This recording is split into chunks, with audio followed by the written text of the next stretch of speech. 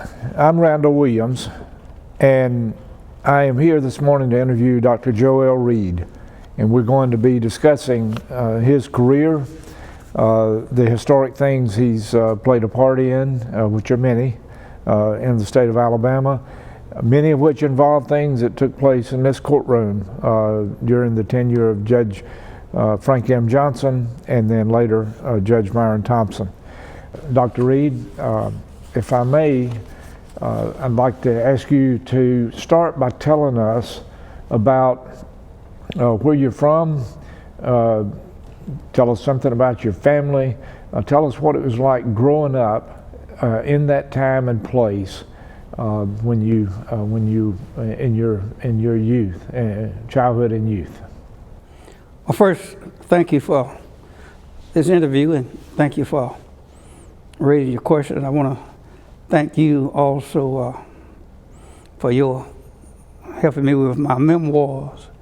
Thank you so much. One day we're going to get them out while I'm still sane and sober. Sober not meaning drinking, but sober for my mind is still clear.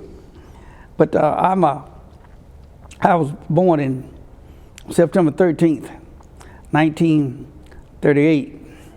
I was the son of Eula Morgan Reed and Lewis Henry Reed, born in the Oak Grove community in North Connecticut County.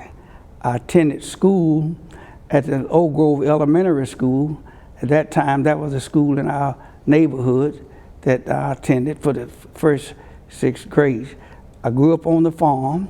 I did it all. When I say I did it all, I mean I picked cotton, I plowed mules, I picked peanuts. I was also a lumberjack when I was a teenager during the summer. Daddy died when I was nearly 10. I was 9 years old, and I grew up basically without a father. My mother was a domestic, a very gracious and good woman, taught me so much, and the older I get, the more I appreciate what she told me. She always said, don't get in any trouble.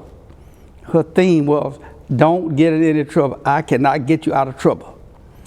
And she was a Christian lady. We went to church in the area, I wouldn't say in the community, because the church was a good little distance. We went to what we call the home church. That was the Second Mount Zion Baptist Church in Owassa, Alabama. That's the Owassa community. And of course, there were other churches. Those days, we did not have church every Sunday at the church. There was church somewhere every Sunday, but not at that particular church. Second Mount Zion was a big Baptist church, as its nickname got to be known as Big Baptist. We had revivals there, and every first Sunday in October was the big kickoff of the revival. It lasted for 5 days. A visiting preacher would come in and speak and talk and sing and pray. Then, of course, there were other churches in that area. Milledgeville, AME Zion Church, that was a Methodist church. And then, of course, there was 2 other churches, our Western Primitive Baptist Church, and also the church of, the other church was Pleasant Grove. That was a Methodist church. So we had 2 Methodist churches and 2 Baptist churches. And we went to church when we could. It was a long walk. So it was, those churches 3 or 4, 5 miles from, and I think Second Mount Zion was probably, I would suspect 6 miles from where we lived. But that was the neighborhood we grew up. And we grew up poor. I worked, and wages were low. Oftentimes you worked and didn't get paid because somebody just asked you to come and help me. You didn't ask what you're going to pay me, you just helped. Those were some of the things that we experienced. After 6 years at the Oak Grove Elementary School, I then went to China Junior High School in Connecticut County, where I grew up. There was only one high school in that county. That was at that time it was called the Connecticut County Training School. The school that was funded to a large extent and founded by blacks and funded by the Rosenwald Fund. The school that I attended was founded around 1918. And a few weeks ago, I was just going through this number of schools that we had in Connecticut County. But most of the schools at that time were white schools. White schools were all over that county. I didn't realize that there were so many schools, but that showed the value of education. And of course, there were some junior high schools that were around, and elementary schools. They weren't all junior high schools in the beginning. All of them started by the elementary schools, and they started by parents, black folk, who wanted their children educated. That was so striking about that. They wanted to educate, and they did the best they could. And it's amazing how life can be when you get older and you start looking back and start really analyzing what everybody was after. And the one thing that was very clear, education was important to both blacks and whites. But white had the control of the state government and control of the county government. So therefore, and they had control of the wealth and the money. So therefore, there were white schools built long before black schools were being constructed. But ultimately, there were some constructed. There were several schools. I went to the China Junior High School, as I said earlier. That school was founded by the Henry family, and that school was very, very, very important to the people in that community. I was in North Connecticut County, and the Connecticut County Training School was a school that received all of the pupils from the junior high school. It was from 9 through 12. And so, strike that. It was from 7 through 12, but from 9 through, after the 9th grade, 10th, 11th, and 12th grade, any student or any child who had planned to graduate from high school had to attend the Connecticut County Training School, which was downtown Evergreen. And of course, that was what it was. And one thing that grew out of that struck me too politically, I may mention it again a little later on in this discussion. What really struck me about that was that Connecticut County blacks have always been kind of a cohesive group. And I often wonder, why was it so cohesive? And it occurred to me that one of the reasons was that all of the students, black students in Connecticut County, the ones that got in the 10th grade, all went to one high school. We didn't have crosstown rivalries. Everybody loved the football team. Everybody loved the Evergreen Eagles, as we were called. That's our nickname. But it struck me that, regardless of what part of that county you were from, because for a long time, blacks didn't have buses. Blacks got to school the best way they could. And then later on, there were buses. I remember vividly white students, and we were, particularly, I'm going to get back to this other in a minute, particularly when we were walking to China Junior High School from the Oak Grove community, which is about 4 or 5 miles. White students would pass us, and the buses was not oftentimes full. White students went to the Lafayette High School. That was a high school for white off of Highway 83, North Connecticut County. But what struck me was that they had to ride. They were white kids, but black kids didn't. Black kids used to have to pay for their rides to school. Would walk a mile and a half, 2 miles to get to the ride. And that was a guy, I remember after World War II, several of the World War II veterans bought deuce and a half trucks. And in so doing that, they took students to school, because the veterans were getting a GI Bill. So they had trucks, and you rode the back of the deuce and a half ton truck to get from certain parts of the county to the Connecticut County training school. So that's what education was about. It was always about a struggle. Blacks were always struggling, but blacks had the aspiration to become and to get an education though in many, many cases, the little education that was being offered was carried by the community, oftentimes. Then, of course, school systems, not only in Connecticut County, but other places. School systems would then say, okay, if you would build a school, we'll give you a teacher. But you have to build your school from the community. And oftentimes, and looking back in some of the discussions, I know when as a school desegregated, there were many black schools that were closed. And the question was, a former black school, the question was, well, who's going to get these schools? Who owns the school? Well, oftentimes it went back into the deed. There was a clause in the deed that said this property is donated for the purpose of a public school, and when it ceased to operate, it goes back to the person who donated it. And that was amazing. And you'd be surprised how many families and how many communities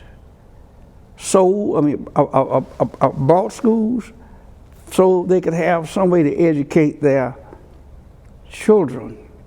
So after leaving China school for 3 years, I went from 7th, 8th, and 9th grade.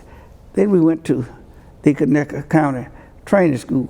Dr. Reed, let me interrupt you 1 second to ask you, what is the significance of the word training in this school? It was amazing that the word training was used, because folks didn't see black folks being educated. They saw black folks as being trained to do different things. And one thing, of course, vocational agriculture was a big thing. Of course, that's a whole different story coming out of the various laws of Congress to help with that, but I'll deal with that a little later. But the training was the idea that we're going to train these folk to do really many work, at least they could read and write. I'm digressing just a little bit. Jimmy Clark, who was a former Speaker of the House from Barber County, and he was talking one day about the two parts of Alabama. And we were talking about West Alabama, black belt, and East Alabama, black belt. Of course, the black belt goes all the way across the state of Alabama. A lot of folks think it's just everything west of Montgomery. No, it's east of Montgomery too, and including Montgomery. But what he said struck me. He said, well, he was saying in effect that we, talking about whites, treated blacks differently. At least we wanted them to be able to read and write. But he was saying that over in the western section of Alabama, they didn't care whether black could read or write. They just worked, as he used his term, he said they just worked the hell out of them, and that was it. Nobody worried about you being a productive person, even a productive farmer, as long as you were a productive laborer. And it struck me that he said that, but this whole issue of training was out there, and that was more, quote, acceptable. It's amazing because there were laws at one time on the books that prohibited blacks from being educated, being able to read and write, teaching them. So training was the thing that was used to, it's like you train a horse to listen. So the use of the word was one of those badges of segregation and meant to Yes. meant to have an effect on the thinking of people. Yes. Right. Yes. So that was what it was about, and that's the way it was. Let me interject real quickly. You said in Barber County, Jimmy Carter. You met Jimmy Clark, I believe. Yes, Jimmy Clark. Yes, Jimmy okay. Clark. Right. Okay. Yes, not called Jimmy Clark. Right. Yeah, it was a strange. Had a strange relationship with him. We'll talk about that a little later on when I talk about some real apportionment issues. Right. Let me also ask you though at this point.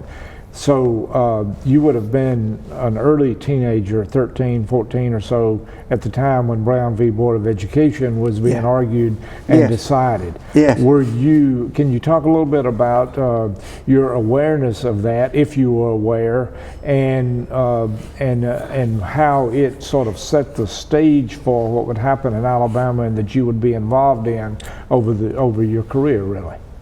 Well, when Brown came down, Brown was cursed by the political leaders, white political leaders of the state, and blessed and prayed by blacks quietly. What I mean by that is whites talked about blood to be shed, we're not going to do it, we're going to disobey it, we're not going to follow that war in court and what have you. Blacks wasn't saying anything because they knew that the white community didn't want it. And oftentimes blacks did not try to get involved in that political struggle or that political fire. But what happened in this process was that when Brown came down, after Brown was, it was not, things went on as usual. It was business as usual. White folks said, we're not going to obey it. Black folks didn't have any means of making them obey it. The government was not committed to it then. And so it just rolled on. Brown came down in 1964. We didn't get any significant desegregation in public education until 1965, 66, 67, when this court, three-judge court in the Lee versus Macon case, was really the big case that broke through. That was little periodic cases here, 4 or 5 blacks arguing in court in various places. That was probably what, 7 or 8 cases that was not covered by the Lee v. Macon case. You had Bertie Mae Davis case out of Mobile. You had cases in Birmingham. You had Adam Cobb versus in Montgomery. And these were cases where individual communities had filed private lawsuits. But Lee versus Macon was a statewide. In fact, Lee versus Macon covered every other lawsuit, but every other jurisdiction that did not have a lawsuit previously. That was over 100 jurisdictions. School system, county, cities, and what have you. And also with specific plans to do certain things. But when Brown came down, it didn't have had more noise than it had effect. I don't know whether Brown, the case, I don't know whether it impacted us or not too much in terms of what we thought, in terms of shaping your mind. That part, I'm not certain that it did a whole lot because nobody hardly talked about it except private, but nobody did anything about it at all hardly. Right.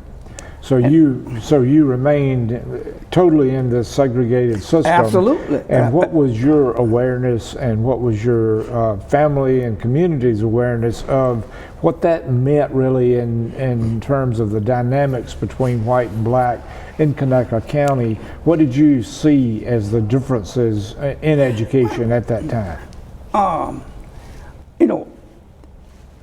We blacks recognize that blacks were not treated right. That's one thing that blacks would talk about, how blacks were treated by whites. But they oftentimes thought, well, that's just the way it is. Because again, you go back, at that time, that was the era prior to Brown.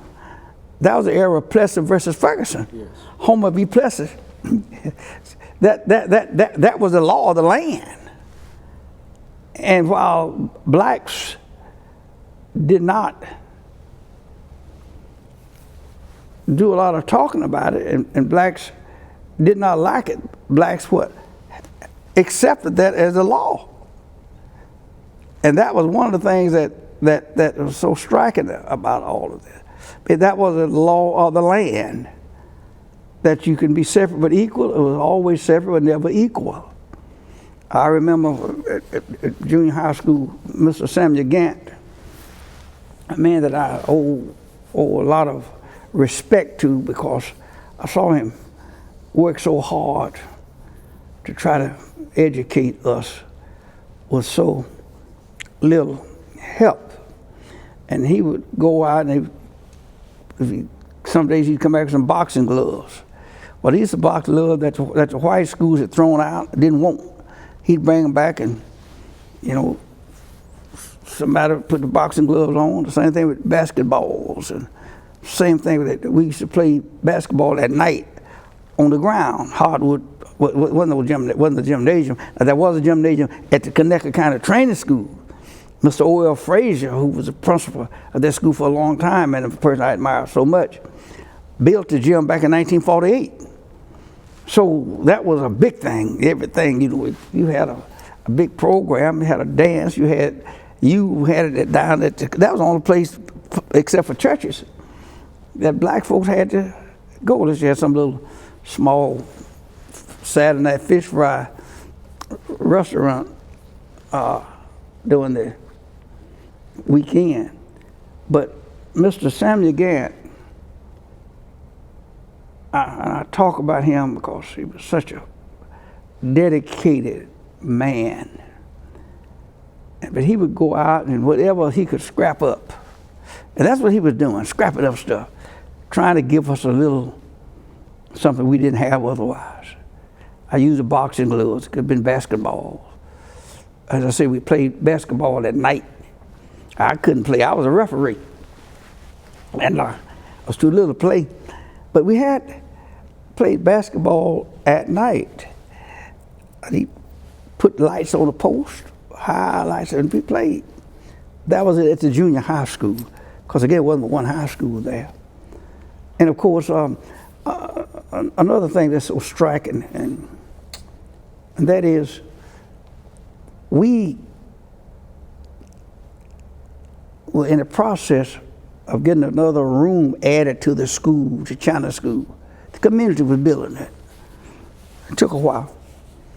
But I started taking geography on a bus.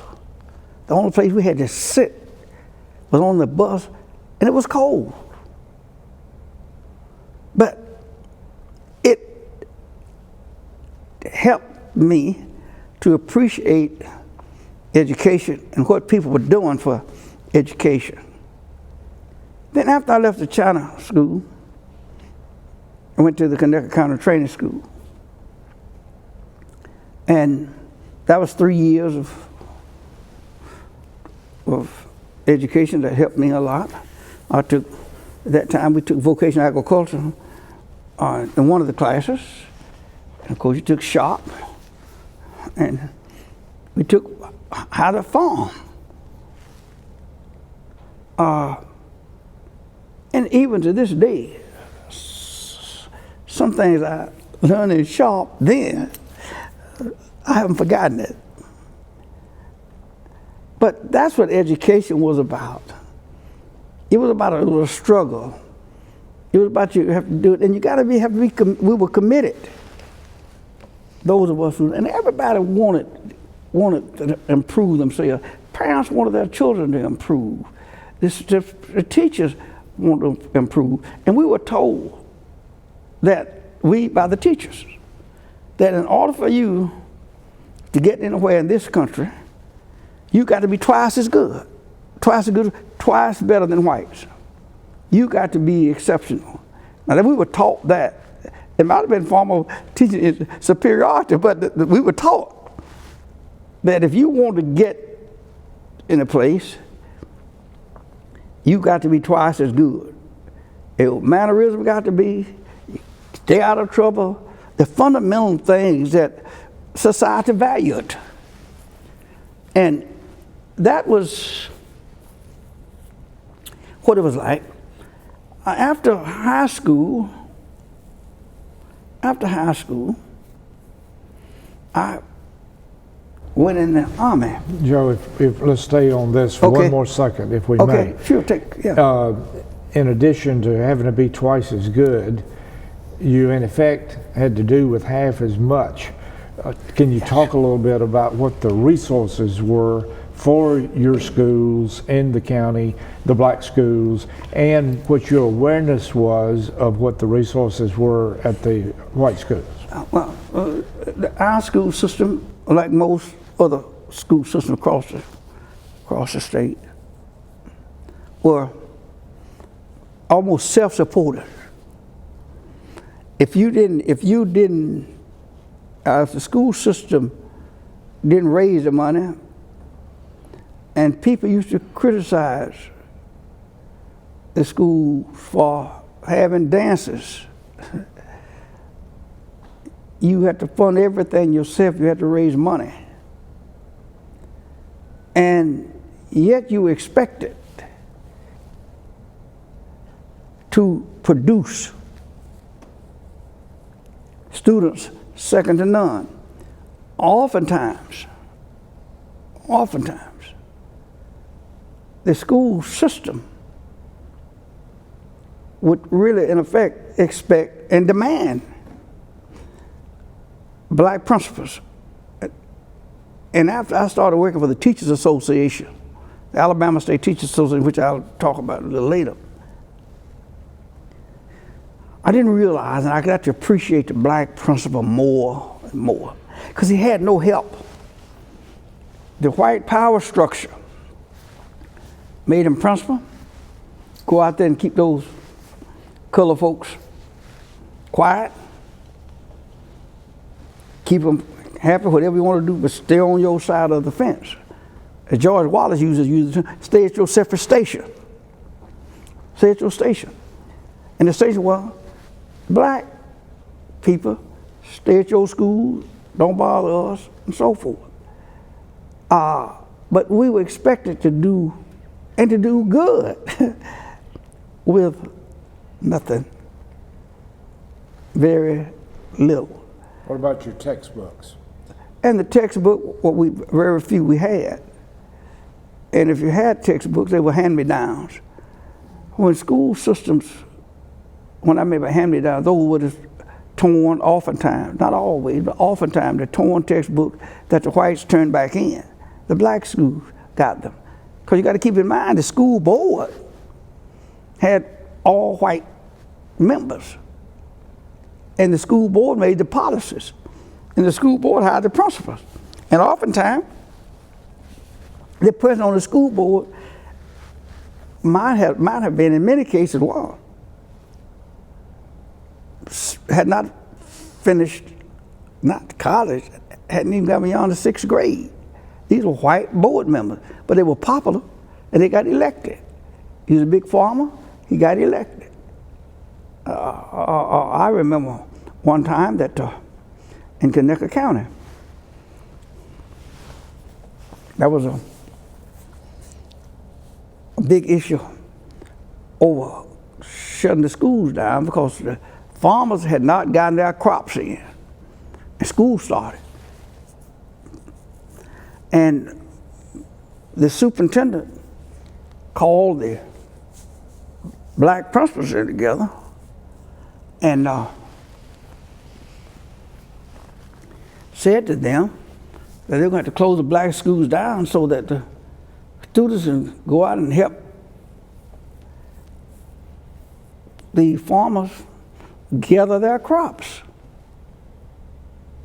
And it was a big issue. And Mr. Frazier, Orrin Frazier, took exception to that. He was a high school principal. And one thing I always appreciated about him, he was no Uncle Tom. He was no Uncle Tom. He stood for his students, and he stood for fairness. Now, he was handcuffed to a large extent by the system. But so he spoke against that. And I was trying to reflect the last few days, what really happened? I got to ask somebody, what really finally happened on that? As I remembered it, they did not close the schools down because Frazier was insisting that if you close them down for the black kids, you got to close them down for everybody. As I remember, that's what happened. But getting students in education was a big problem, and put in the hands of the black principal. Now let me elaborate on that just a little bit. The black principal, first of all, he had no political power. Oftentimes they couldn't vote. Now in Connecticut County, voting was it was a problem, but it was not the problem we experienced in many other counties in the Black Belt. For example, veterans. When a person went to the service and came back, as far as I know, I've always heard that veterans could vote without a problem when they came back from service. So, but the black principal was caught between the black community, who insisted on, Professor, you the educated man, you know you're supposed to do this, you need to lead us to this, we need this for our children. The black community demanded what? The response from the black principal. And the white principal, white school board said, Professor, we don't have any money. So you got to raise your money. So the black principal was caught between that. And that's one of the things that I appreciated so much. I became executive secretary of the Alabama State Teachers Association many, many years later, that I was able to do some things against the system to help correct the system. But the black principal had a hard time. You got to pacify the blacks on one hand and satisfy the whites on the other. Mm-hmm. And that was tough. Yeah. And do you believe in your heart that absent Brown v. Board and later Lee v. Macon, would it have changed? If so, it would have been caused by the economic factor, not just straight out. It wouldn't have changed it. No, if we hadn't had Brown, no. Mm-hmm. If we hadn't had Brown, we'd have still had Plessy, and that wouldn't have been a lot of change. In a few counties, it may have changed where it was just too costly to maintain a black school system because there were very few blacks there. And if you got the separate but equal doctrine, I think we missed some things. We blacks missed some things under the separate but equal doctrine we should have gotten. Right. And it would have been beneficial today. Right. Well, let's talk for a minute about, before we move on, okay. Let's talk for a minute about in Connecticut County and in Evergreen, how did segregation manifest itself in other ways? How was it in town? How was it in business? And so forth. Pretty much the same way it was throughout the South. And what I mean by that, it was segregated, and it was accepted, not welcomed, but accepted. You had the movie houses, white, blacks went upstairs in the balcony, whites went down on the first floor. That was everywhere. It was a thing that we were just, we being blacks,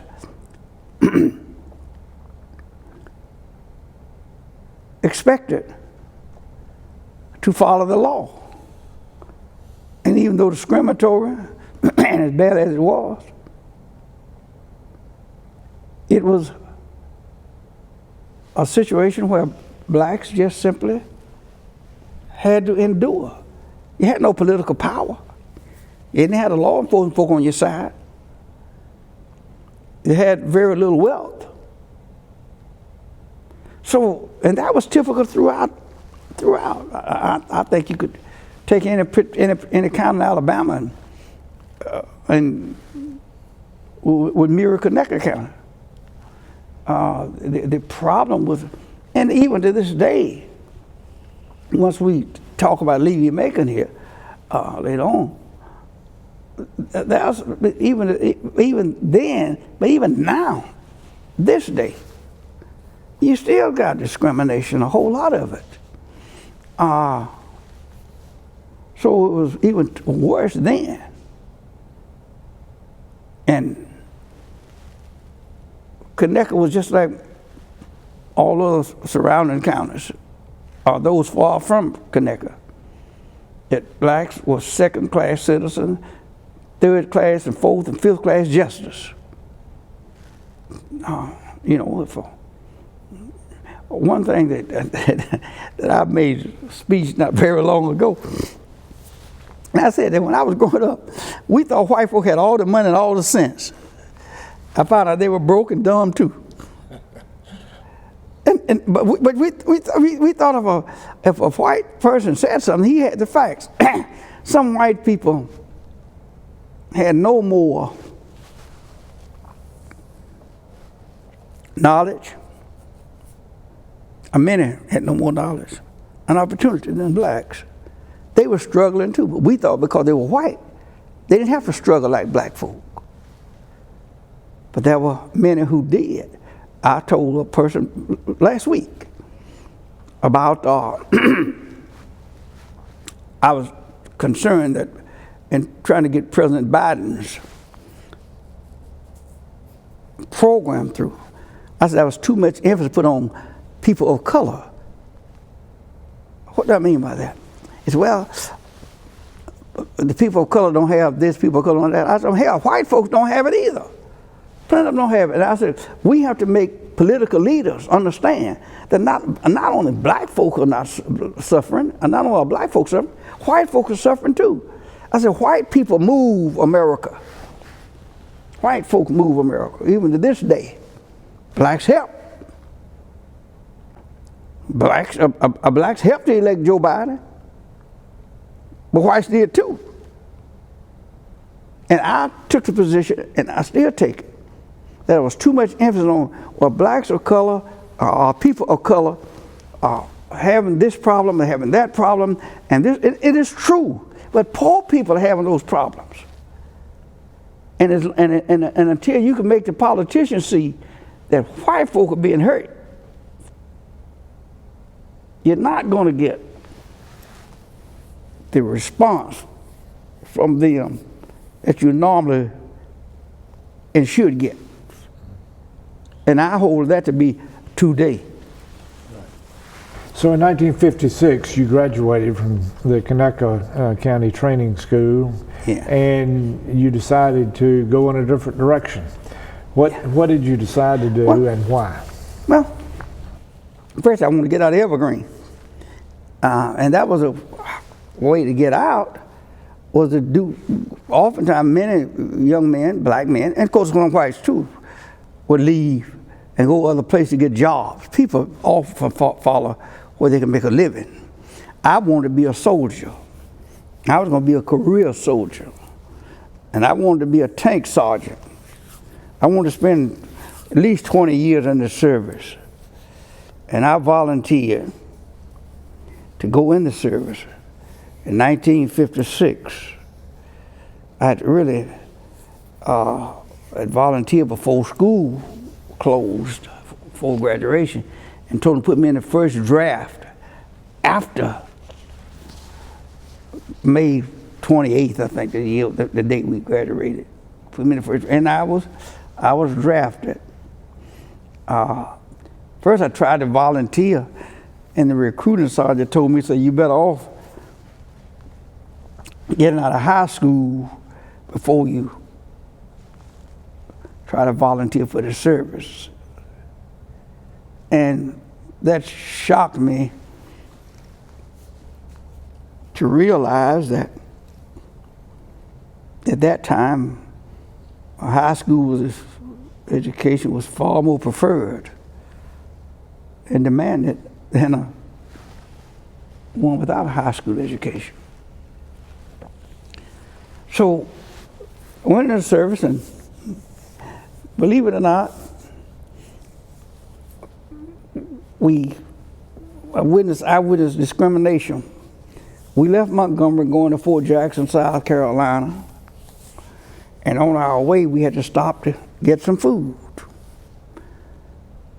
We stopped at a restaurant. The white recruits, we had not gotten our uniforms then. The white recruits went inside to eat.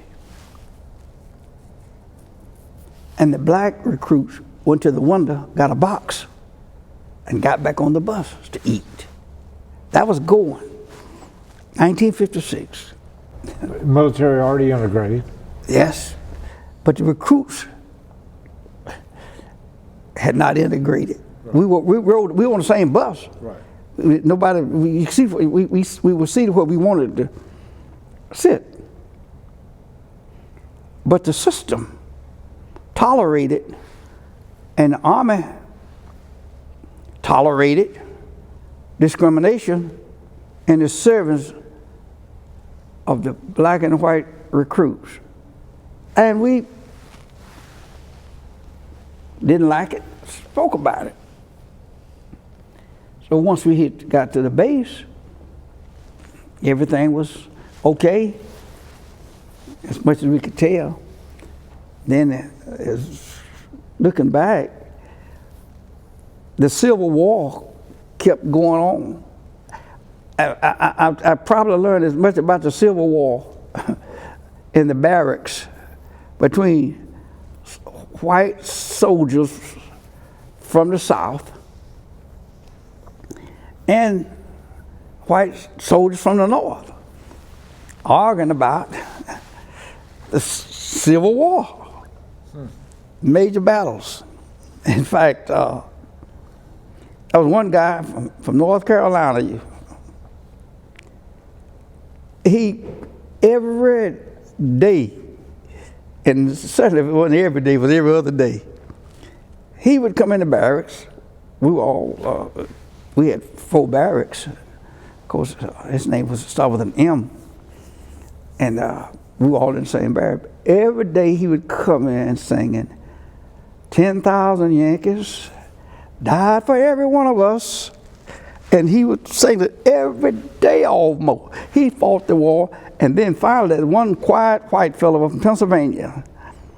And he closed them out one day and he said, but the South still lost the war. So I said that to say that the battle kept going on and on and on, and it was there.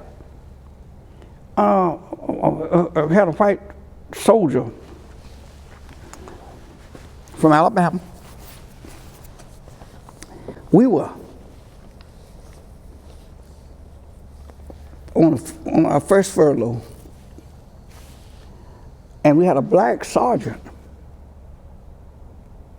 who had been in the National Guard, and he was from some other state, was from Alabama, but he was we were all in the same training, and he asked the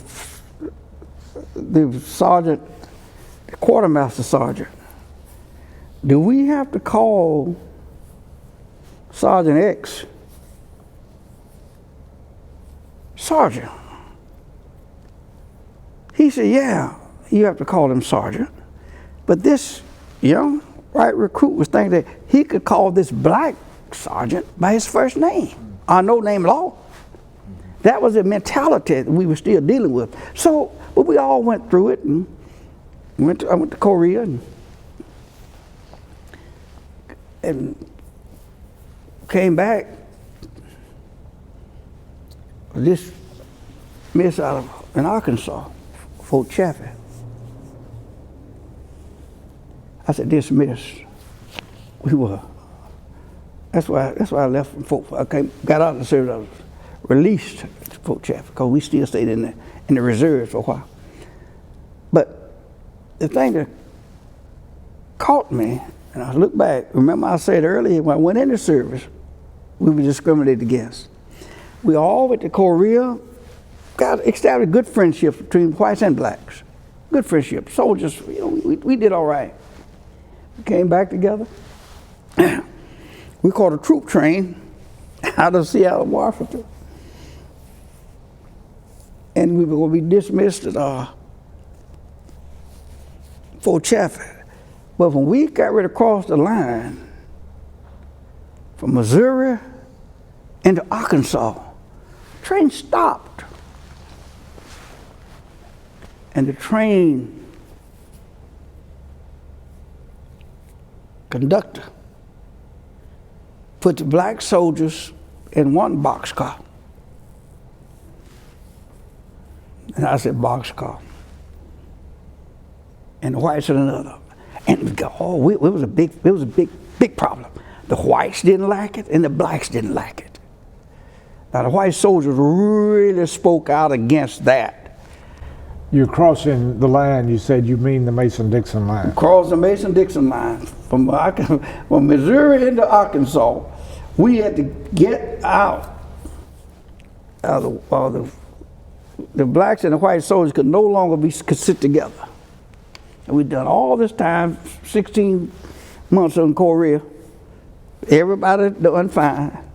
But as soon as we came back home, so when I went in the army, I was discriminated against, and I came out, I was discriminated against. So I said, the war continues. The Civil War continued. So, but while I was in the military, I ran across some guys that were, some of them had been to college, some had planned to go, and it was just a mixture. But we established a relationship. So was. And I decided while I was in Korea, I was on guard duty one night, September 1957. I remember so well. I asked myself, what in the world am I doing here? And my friends had been encouraging me, Reed, you ought to go to college, because everybody knew I was going to stay in the service.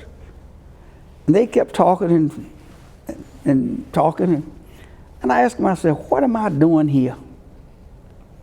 And I decided that day, on guard duty, that I was going to leave the Army and come to college. And I did. I came to Alabama State University in 1958. Alabama State College at that time. It was Alabama State College at that time. It was 1958. And I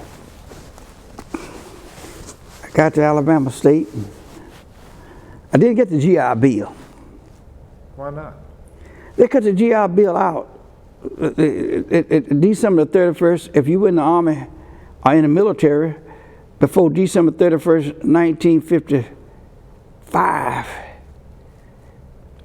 you were okay. But after December 31st, 1955, we were not eligible for the GI Bill. Okay. So I came and I came to Alabama State and worked. Wages were, I told we had gotten a raise, it was 25 cents an hour. But I talked to Dr. C.C. Baker, former president of Alabama State, and of course a work student as well.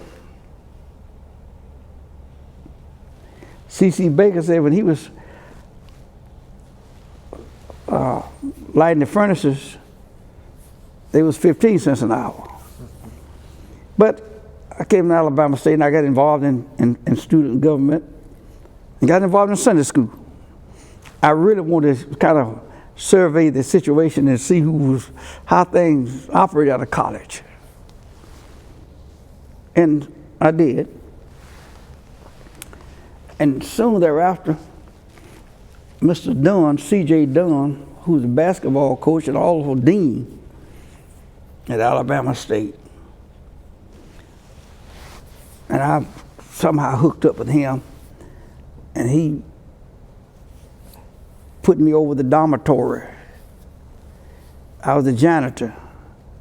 I was in charge of the linen and everything of that nature, getting linen out to the students and so forth.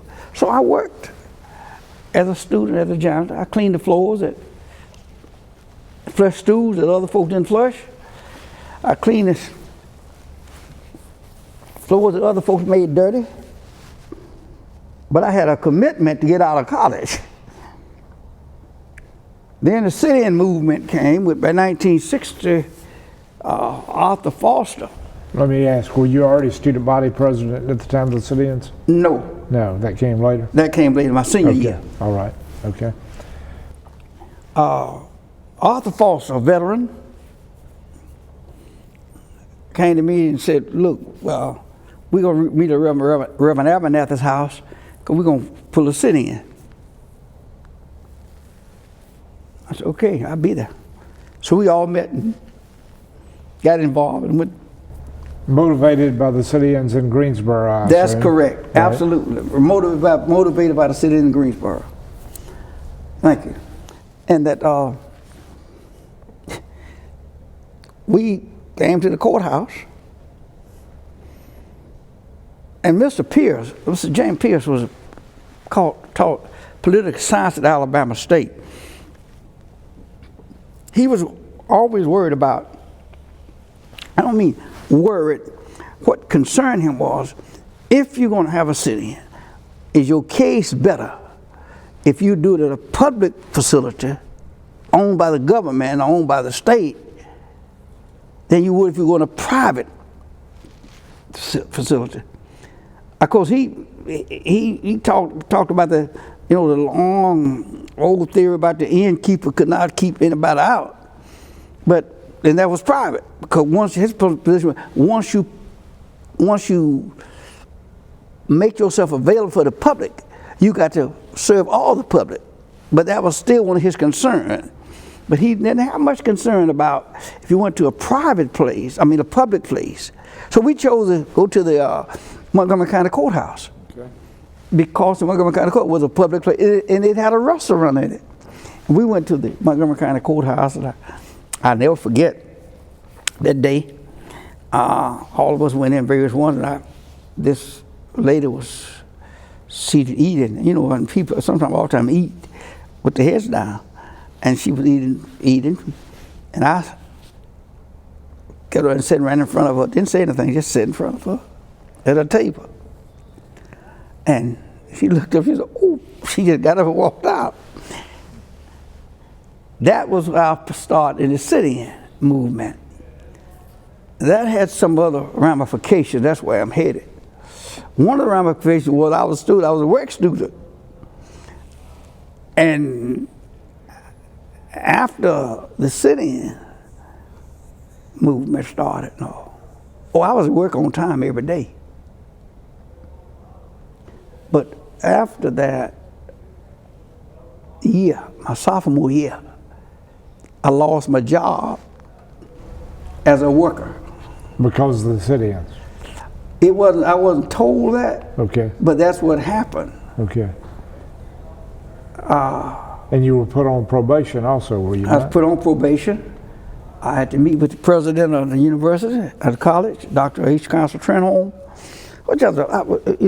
Looking back, I looked at him, and he was struggling. I mean, you caught between John Patterson as president, as governor, and you trying to run a school. You working for a white state board of education. All the folks put on the board by the governor. God, what can you do? You look back at it, and he was struggling, trying to keep the school going, trying to keep it open. Got to go to the legislature to beg for money. They were already discriminating against it. Now you go, they're mad with you. And this is what Dr. Trumbull had to confront. And he was not the only one. All black college presidents that experienced that time had to deal with their students on one hand, the rebellion. Our cause was just. We knew it was just. We knew we were right. And we were not willing to. We had been, as I said, to the service, even though been discriminated against, we had served our country. So we had a lot of that going on. And then plus the fact, you had some students from the North who had not experienced that downright rejection for coming into a public place, going to Evergreen or what have you. So that was what we were dealing with. And John Patterson had the state board to expel all the students who had out-of-state addresses. All of us who had in-state addresses were put on probation. And that case was known as, finally we went to court. Attorney Fred Gray represented us, and the case went to court, and we lost that case in the Middle District Court of Alabama. And the case name was? St. John Dixon versus Alabama State Board of Education. Okay. We lost that case, but the case went to the Fifth Circuit. And this court was reversed. And that is reversed because it upheld the State Board of Education's right to do what it did. You had a long history with Judge Frank Johnson. Were you surprised by that he ruled against you in that case? I think any time Judge Johnson ruled against us, we all were surprised, because that's the only hope we had in Montgomery. And yeah, we were surprised. What was his reasoning? I have to go back and reflect exactly on exactly his reason. As I recall it, it was the students don't have an unfettered right to disobey school rules or something to that effect. Yeah. But then it got overturned at the Fifth Circuit, the old Fifth Circuit. Yes, old Fifth Circuit. Right. And I was trying to figure, and I was wondering whether Judge Reeves was on that panel or not. Because Judge Reeves and Judge Johnson were the two that carried us through. Judge Richard T. Reeves was a fine man, put on by Harry Truman on the court. But Judge Reeves, I'm not certain whether he was on the panel that reversed Judge Johnson or not. I'm going to look that up soon. But the sort of sit-in movement started. And that at Alabama State, when the students were reinstated, but that took a while, going through the process of getting the court case reversed. It's not easy. So, Dr. Reed, we were at the point of the sit-ins, so was that the first activism that you had been involved in, and what kind of change did it bring in your thinking and in the activities at Alabama State? Because Dr. Reddick and Joanne Robinson and others were affected in this. Yes. That was my first direct action activity. Okay. When the State Board of Education got involved in the Alabama State sit-in movement, Governor Patterson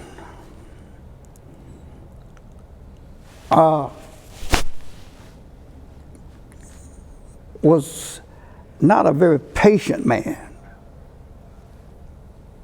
His thinking was that you just go tell these black students, go back to class, they go back to class. But that was not the case.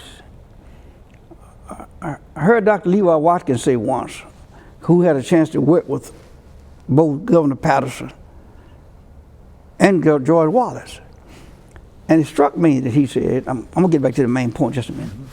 It struck me that Dr. Watkins said that the difference he found in George Wallace and John Patterson, he said George Wallace would listen to you more than Patterson. Patterson was very impatient. And he said that, well, when you think about it, he understood it. Because Patterson had been a prosecutor. And George Wallace had been a judge. Interesting. And that's where he sized it up. Judges tend to listen better than prosecutors, if you will. But so John Patterson was not patient. He and again, you had a thing that's very interesting too, that there were blacks this when these college presidents who were in office were being told to make these children behave, make these students behave, and make your students behave. There were other blacks out there hoping that the black president would fail. I know vividly when Dr. Trenner was being challenged, there were black educators who were sending messages that if Trenner could make the students behave, they could. And what was happening with John Patterson's point was to clear everybody out. And everybody, you know, you also had at that time this claim that this was communist inspired. Well, they were communist inspired, it was discrimination inspired. Folks were tired. So you had people like Miss Joanne Robinson, but she was more active in the boycott than in this. You had folks like L.D. Reddick. Now, L.D. Reddick was smart, very good, very able guy, and so forth. And ultimately, Patterson forced Dr. Trenholm to fire L.D. Reddick. Lawrence Reddick, that was his name. And so the sit-in movement, it didn't go away. It did not go away. Two or three things occurred. Out of the sit-in movement came the Student Nonviolent Coordinating Committee. That was a meeting held on Easter weekend in 1960. That was a meeting held in Raleigh, North Carolina, at Shaw University. Where, and notice, Shaw, that was a private school. Where leaders from across the South and across the nation met, and black students formed the Student Nonviolent Coordinating Committee. That's how we got the word SNCC. And one of the things that came out of that too was a coordinated effort. Well, if something's going on in North Carolina, the students there had an obligation, at least had an agreement, that they would notify students in Montgomery, Alabama, that we're going to pull a sit-in tomorrow. We're going to the richest in Atlanta, Georgia, and you guys need to know it, so you want to plan something, do it the same day. But that's out of the Student Nonviolent Coordinating, it just spread. And not only from that, then out of that came other demands for justice. So we pick up the sit-in movement. I'm not going to get into that right this minute, but there we are. But Alabama State students really acted very well. Very few of our students were hurt during that time. We were fearful of the police, fearful of the law enforcement officers. And that was one, and we were always cautious of that. And that was some provocative action where black students were provoked. I recall Marzette, what is Marzette's last name? We always call him Marzette. I think his last name was Marzette Williams, I believe it was. But Marzette was a very active leader. And Marzette, in those days we kept our shoes shined. We were dressed every day for college. We were going to teach. The students today, some of them dressed today, I'm not sure that in those days they would let them in the room. A teacher would. They'd say them go back and clean up and come back. But Marzette had on these shine shoes, because that was typical of college students in those days. And a policeman, Marzette and somebody were walking together. They stopped him, and he looked at Marzette and told him, you know, your shoes are real pretty, and took his feet and just rubbed his feet on Marzette's shoes. But Marzette didn't. We were taught to be nonviolent. And because Marzette was the kind of guy that he really had to teach him to be nonviolent. He had to be indoctrinated, but he did. I said all those things to say this is what we were up against thinking about the police. The police were not on our side. They were looking for ways to, as Reverend Aberneth and others said, they had all the equipment for violence. They knew how to be violent. Right. But they didn't know how to be nonviolent. Right. And those were the experiences we had during the city. That year that I was also elected junior class president. That's my junior year. I was elected my sophomore year. And I was called in. I was a campus student. And I was called in that Dr. Trenholm called me along with some other folk, but all of us individually. He met with quite a few to determine whether we were going to be able to live in the dormitory that my junior year. Mm-hmm. And it turned out that I met with him and he told how we were hurting the school. And those days we wore white and black. A lot of students wore white and black bucks, shoes, and I had some. And in the course of my conversation, I told him, I said, Dr. Trenholm, it's kind of like wearing a polished pair of white and black shoes. You try not to get the black on the white or the white on the black, but sometimes you just can't help it. It just goes with polished shoes. And he talked about that a little while longer, and I said, you are not the enemy.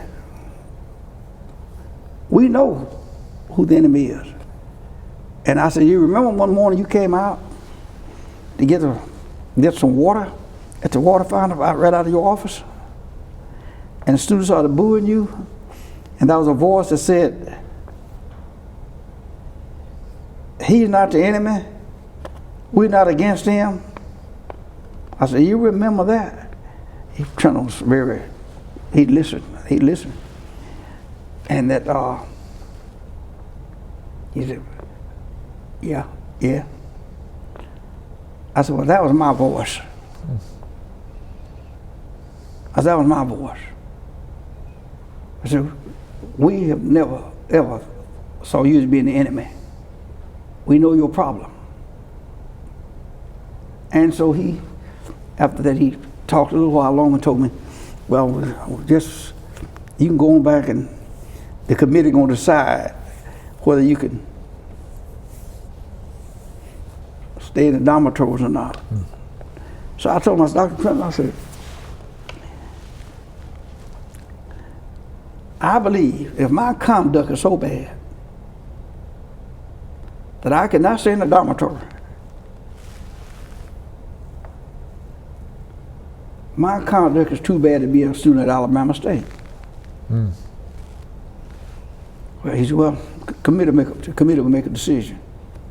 And by conduct, you're referring to activism. Yeah. Right. Yeah. Yes. That, in other words, if I'm a student at Alabama State and I'm too negative, I'm too objectionable to live in a dormitory, then I shouldn't be allowed to even attend Alabama State University. And Mr. C.J. Dunn, a man I mentioned earlier, who gave me my job taking care of the dormitory, Mr. Dunn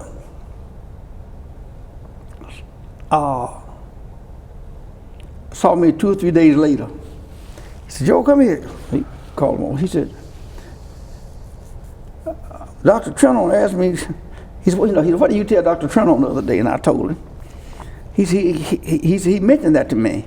He said, I've been telling him the same thing for 20 years. That if a student conduct is so bad that she can't live in the dorm, they're too bad to attend college.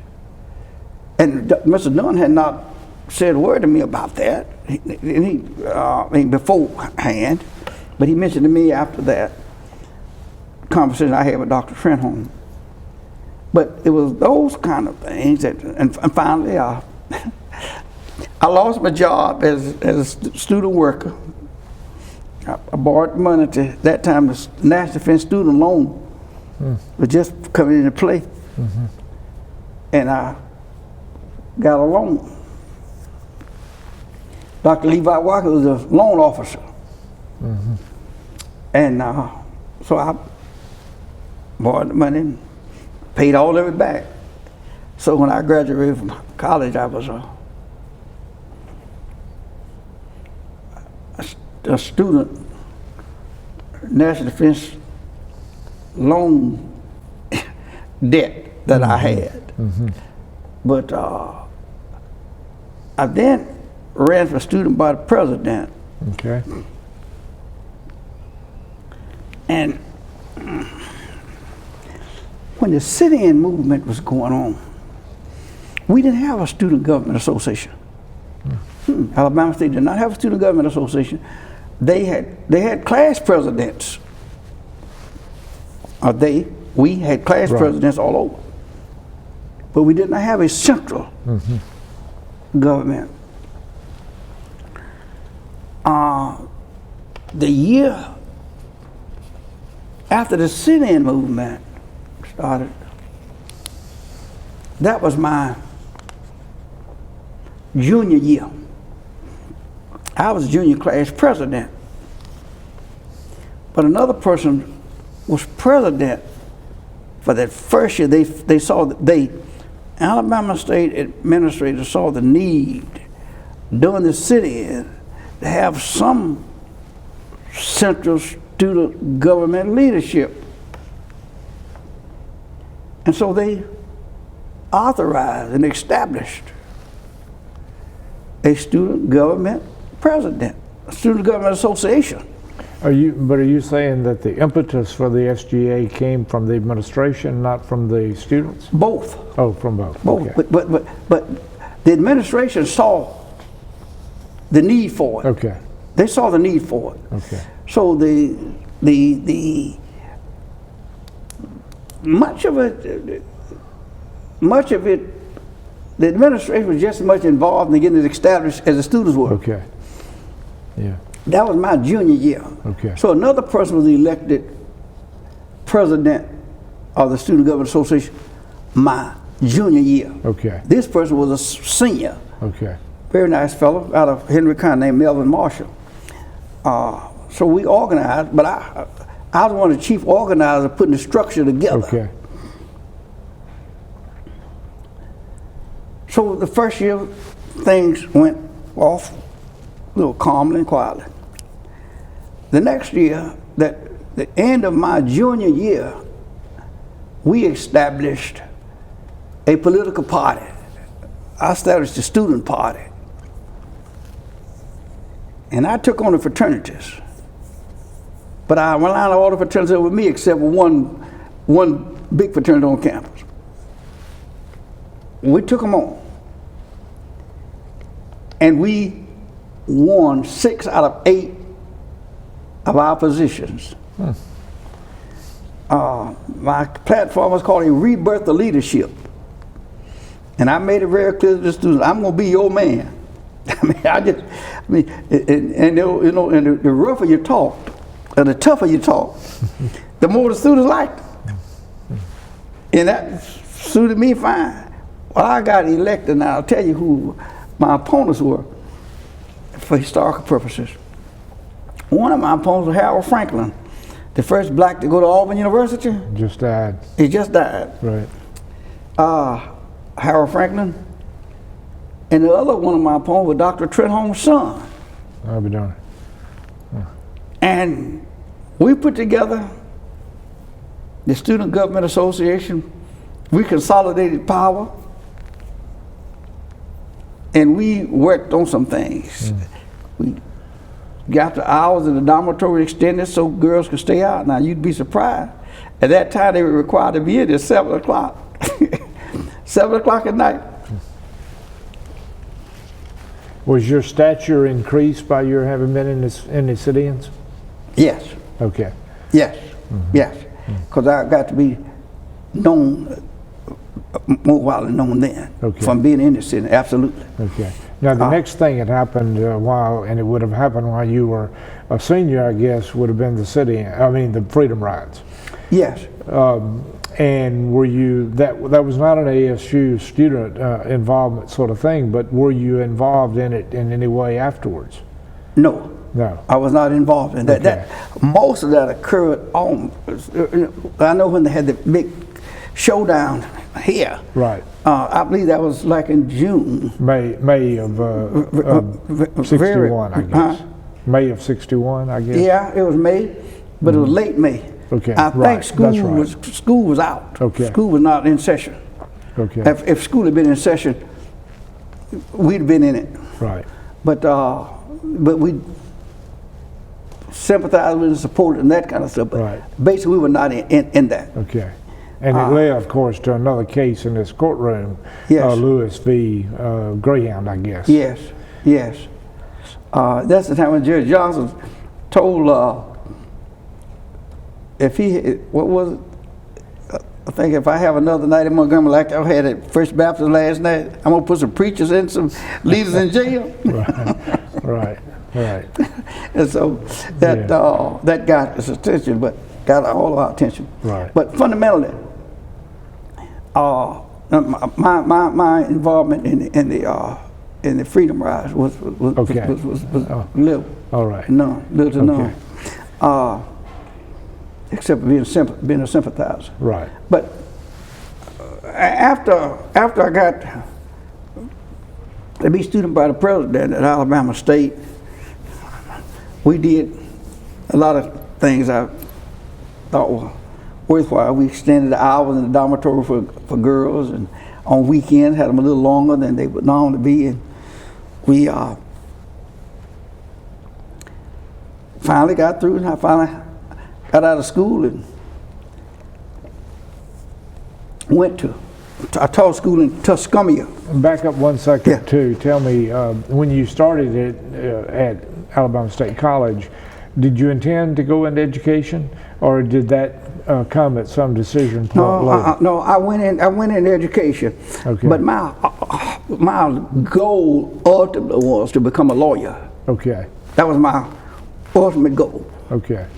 I was going to work my way through whatever ways I could get there, but my ultimate goal was to become a lawyer. Okay. But when you graduated then in '62, it was with an education degree. That's right, I got a degree in education and went to taught school in Tuscumia, Alabama.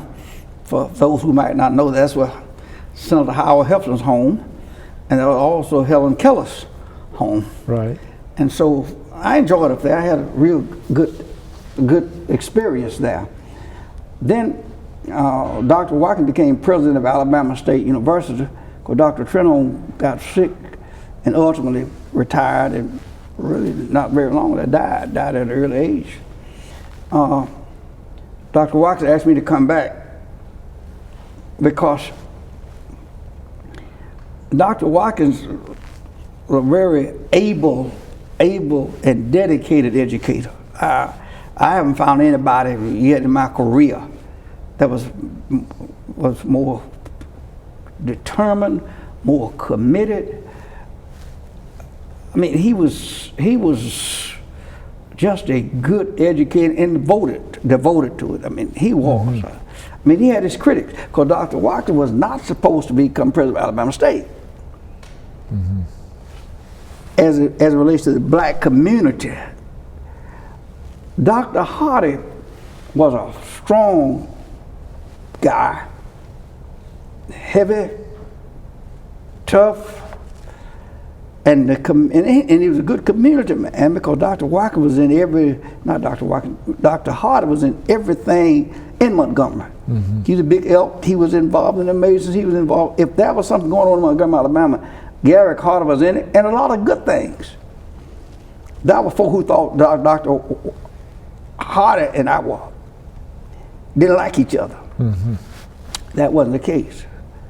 Dr. Hardy had a benign admiration for me. I knew it. And I liked him. We had different approaches to things. And I said, I liked him. What am I? I mean, I'm a student. I was a student then. But he cooperated with me, and he tried to co-opt me too, of course. And I didn't let that happen. But overall, he criticized me a lot, and that I criticized him. But we had that benign admiration for, I guess, each other. But Dr. Watkins was able, and Dr. Watkins had the support and black folk, white folks' respect from the State Board of Education. Bingley Croy, I called him Bingley Croy. His name was, he was former president of AEA, not long before I got there. And he was also State Superintendent of Education.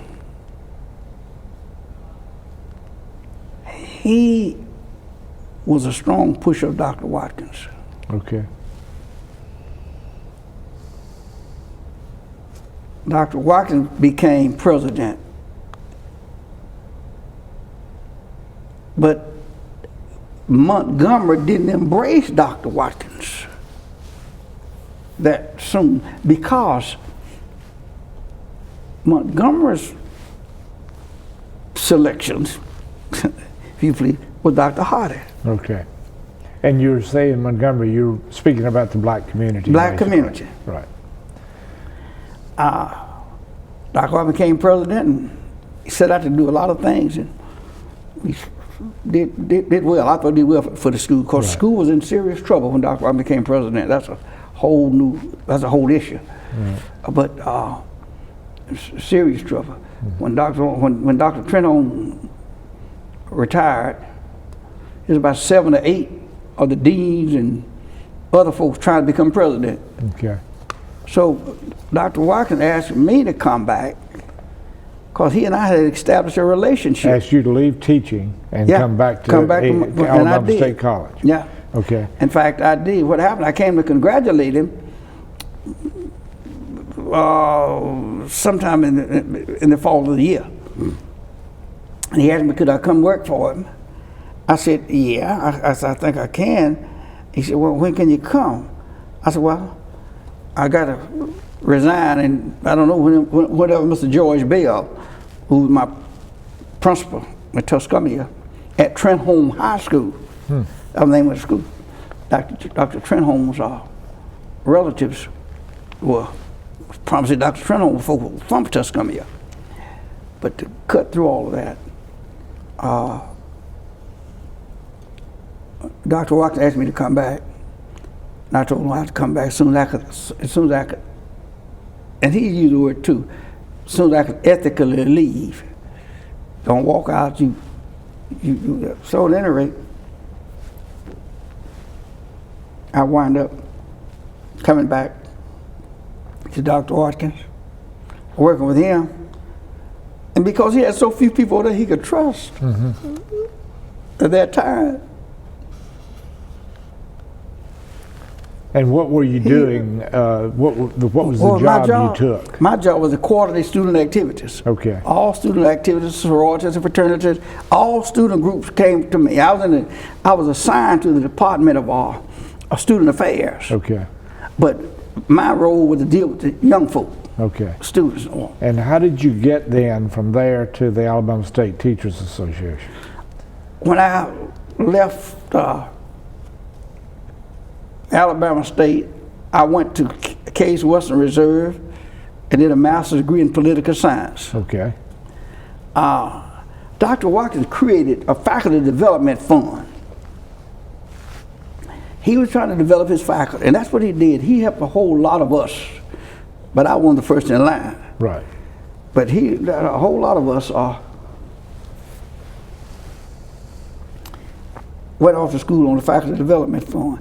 Also, I used the Alabama laws that allowed for the state of Alabama to pay you tuition in places for black who wanted to attend college. It took a course that the black schools didn't offer in Alabama. The state of Alabama paid the transportation and paid the difference between what it would cost them to go away than to attend school at the University of Alabama. That's how Fred Gray got. That's what Fred Gray and I went to the same school. Right. And that's how I wound up. When I came back, my predecessor, Robert Hatch Jr., well, he wasn't Junior. His name was Robert Hatch. Robert Herman Hatch, because his dad was not Robert C. Hatch. Resigned his position as executive secretary of the Alabama State Teachers Association. Okay. And went with the National Education Association. All right. I applied for the job, and there was 6 of us applied. Okay. And I was young, very young. Had taught school one semester, going to grad school, and got back. Okay. And I was named executive secretary, and that was a big shocker in a way to most folk. And I give him credit, except for Mr. S.J. Whisenhunt. He's a strong principal, a lot of respect across the state. You know, nonsense guy. He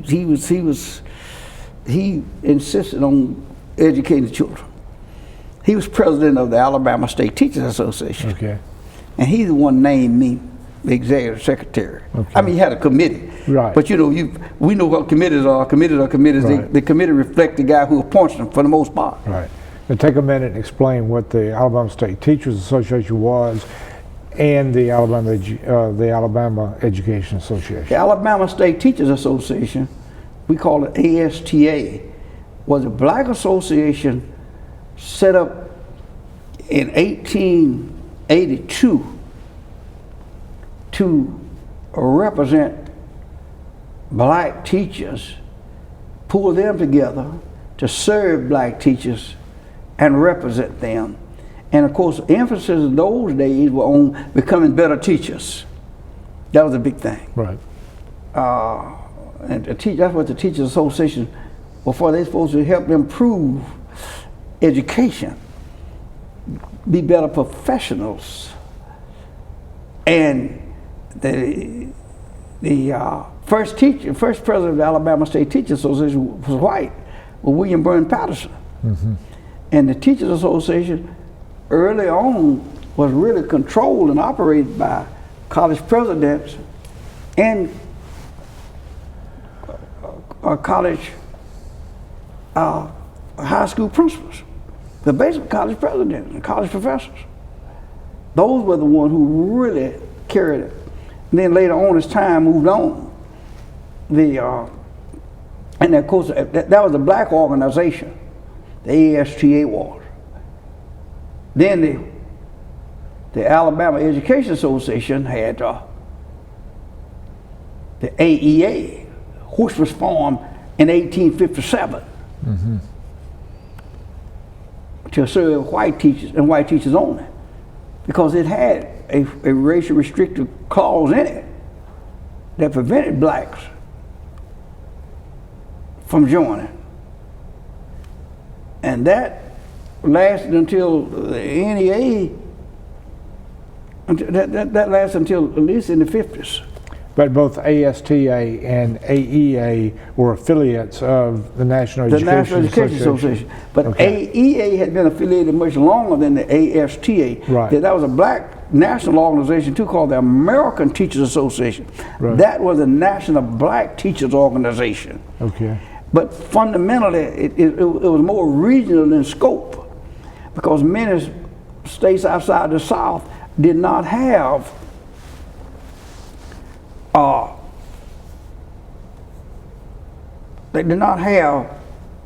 black associations. Most of your black associations were southern states Right. and border states. So they were not needed in the North. That's right. Right. And they might have been needed as much as they didn't exist. And some of this came also. Blacks started in the North with going to join the teachers' unions, Right. the American Federation of Teachers. Okay. And that was another issue. But you had blacks in oftentimes in two different groups in the North. Mm-hmm. The American Federation of Teachers and the New York State Teachers Association. Right. So, but they didn't have black control organization. In the South, blacks control the organizations, stretching from Virginia, Washington, well, Maryland, stretching from Maryland all the way to Texas. And of course, Kentucky, Oklahoma, those the border states also some had black associations. Right. But fundamentally, they were in the South and basically from the old Confederate states. Right.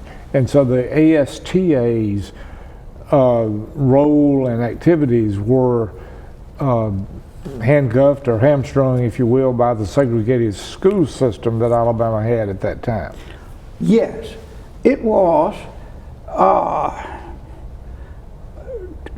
to the extent that the ASTA will hold its conventions the same time as the AEA did. Okay. The ASTA held its convention in Montgomery, in and around Alabama State. Dr. Trenholm was, quote, the research secretary of ASTA. Mm-hmm. And that was his way of getting out from discrimination. He wanted to get something out that the college couldn't or wouldn't, he didn't want anybody to know. It came out through the ASTA. That was his avenue for getting things out. And he wanted to release something about the mistreatment of what salaries were and that kind of thing for black teachers as compared to white teachers. He didn't use Alabama State University, Alabama State College. He used the Alabama State Teachers Association. He's a research secretary. Okay. So he got stuff out. That was his avenue for spreading the word about the mistreatment of blacks in education in Alabama. That was the way that worked. The AEA met in Birmingham, and AEA was controlled by superintendents. Okay. And they would let, I mean, that's who's on the board. Those folks ran that portion.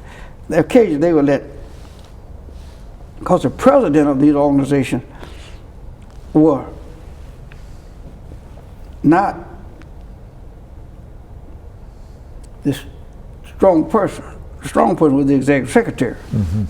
As president, that term expired. They run 1 year, 2 years, and then another one come on. So you never got entrenched as a president. The black presidents of the Black Association were stronger Okay. than the presidents of the white, of the AEA. The AEA didn't defend, for example, teachers. Right. The ASTA didn't until a little later on. I'm talking about leading up to something else now, but fundamentally, that's where we have the voices of education, the voice of teachers, with the ASTA for the blacks and the AEA for the whites. Okay. That was pretty much, and the state superintendent, not state superintendent of education, the superintendents, I said, ran AEA. Okay. And the black principals and black college presidents ran ASTA. Okay. So you are now a young, and someone might say improbably appointed president of the ASTA, and you're in this time when things are changing, beginning to change. And what are you trying to accomplish, and what was it like in ASTA leading up to the merger with AEA? Well, one of the things that I brought, and my title was executive secretary. Whistling Hunt was the president of ASTA. I was the executive secretary. And, you know, first of all, I don't know whether I was too naive or too stupid to be afraid. I was not afraid when I became the executive secretary of the ASTA. I was right out of the sit-in movement. So I'm an active civil rights advocate. And it popped up several times. I'll cover those in a few minutes. What's that made me, it was kind of interesting how it came about. When the vacancy occurred, I said 6 people applied for this job. And some folk were, I don't know, naive enough that they started calling board members of the ASTA who were going to appoint the person. I took a position that the board was going to approve the person, but the president was going to appoint him. I got in my car, went to Anniston, put Mr. Wilson in the wall. I'm a young fellow. And I told him I didn't have any experience. I did not have, hadn't been in the classroom one semester. And I had some limitations, but I was willing to learn. And some other things I said to him, and he never told me what he was going to do. He said, well, he thanked me for coming and all that, all the courtesies, never one time. Then one day they met, when they met, I was over to Alabama State. I was coordinating student activities. I was getting students registered for school. And somebody called me and told me to go over. They wanted to see me over to the ASTA building, which was right across the street from Alabama State. So I stopped and went over there. And I walked in, they all looked at me and they said, "We want to congratulate you. We just made you executive secretary. And that your predecessor on a contract, his contract expires in March. Because they gave him a leave of absence. And that they offered me the job. And I took it. And I was very surprised, but I got on the phone that when I got the job, effective 1st of October, '64, they named me in September. At that time, I was about the 1st of September, too. I know I was 25 when they named me. I had a birthday in September, and so when I took the job, I was 26. So I got on the phone, got in my car, went over and talked to Mr. Wilson, the president. I wanted to find out what direction he wanted to take the organization, where was he headed, and that's general stuff. And he appreciated that. Later on, he told me that. And so again, fresh out of the civil rights movement too. And the first thing I did, I took on the establishment, and the teachers loved it. They loved, I mean, when I said I took on for civil rights stuff. For example, black teachers were still being paid less than white teachers in some cases. Another thing that I brought on was I called all these principals around the state. And I didn't call every last one of them, but I called all the principals that I heard who counted. For example, if I was I called Tuscaloosa, I called McDonald Hughes. He was former president of ASTA. Right. I called J.T. Gaines down in Mobile. He was former president of ASTA, but also principal of Central High School of Mobile, and all across. And so that, they always call me a little boy. And they got behind me, but the biggest army I had those women teachers who were,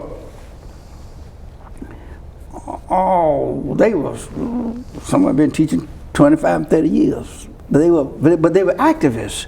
And what they really wanted, looking back at it now, and I gave it to them too, they wanted somebody to be out there speaking in their behalf on civil rights. And what would I say that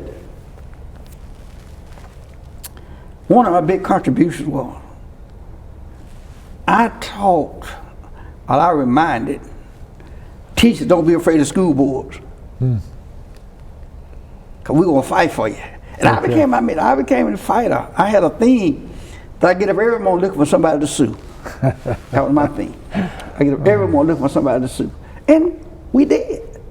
I mean, we didn't think nothing about it. We dropped suits on folk all the time. And we were winning. This court, for example, we had the state of Alabama had started passing laws. They used to pass laws dealing with tenure, and each school system could opt out of the tenure law. We filed a lawsuit against the Lowndes County Board of Education, which was tried in this court. Jerry Johnson, Jerry Reeves, I don't know who the other judges on the panel. They ruled us you couldn't do that. Because of some of the Alabama law that you can't exempt a county from a statewide law without some specific circumstances. And so we won that lawsuit. That was when with ASTA, we hadn't even merged then. And I was young. I traveled 3 and 4 nights a week. After Mondays, Tuesdays, and Thursdays those were my basic 3 nights. Somehow we didn't do much on Wednesday nights. I don't think we went to church that much, but that was still we kind of left alone for church service on Wednesday nights. So a lot of local associations did not have meetings on Wednesdays. But that was it. Then on Saturdays, we had district meetings all across the state. I'm young, man. It didn't bother me how long I worked. And I wanted to bring about some changes. And we sued school boards, and we finally broke that law that allowed these people we restored the teacher tenure back to 14 counties, 14 jurisdictions. And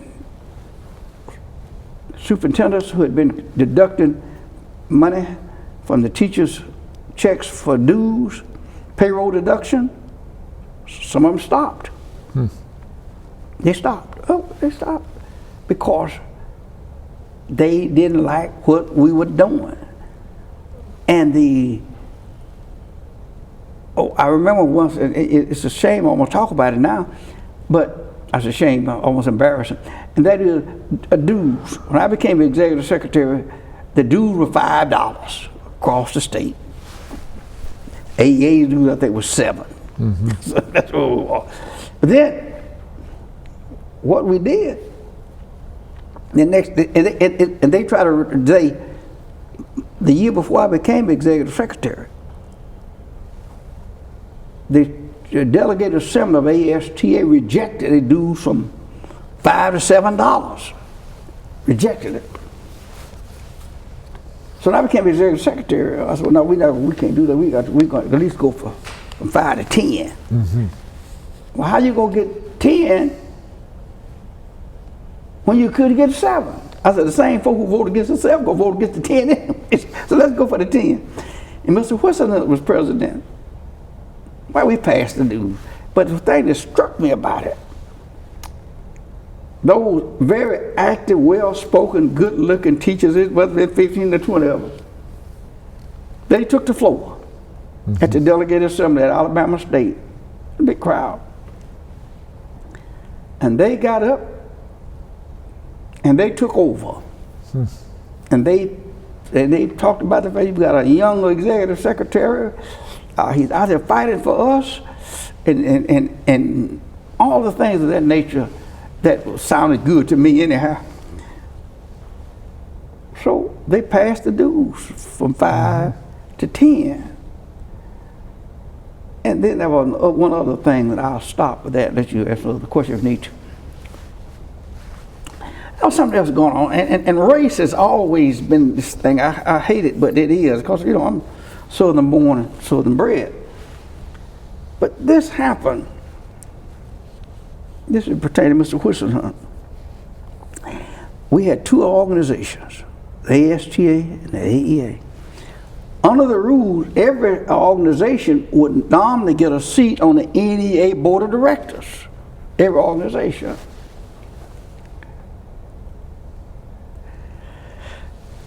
If you had 20,000 members. Right.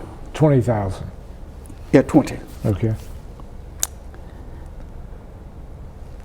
The year before, well, the same year, really, 1964, Mr. Whistler became an NEA director. Before that time, blacks didn't have a seat on the NEA board of directors. Then,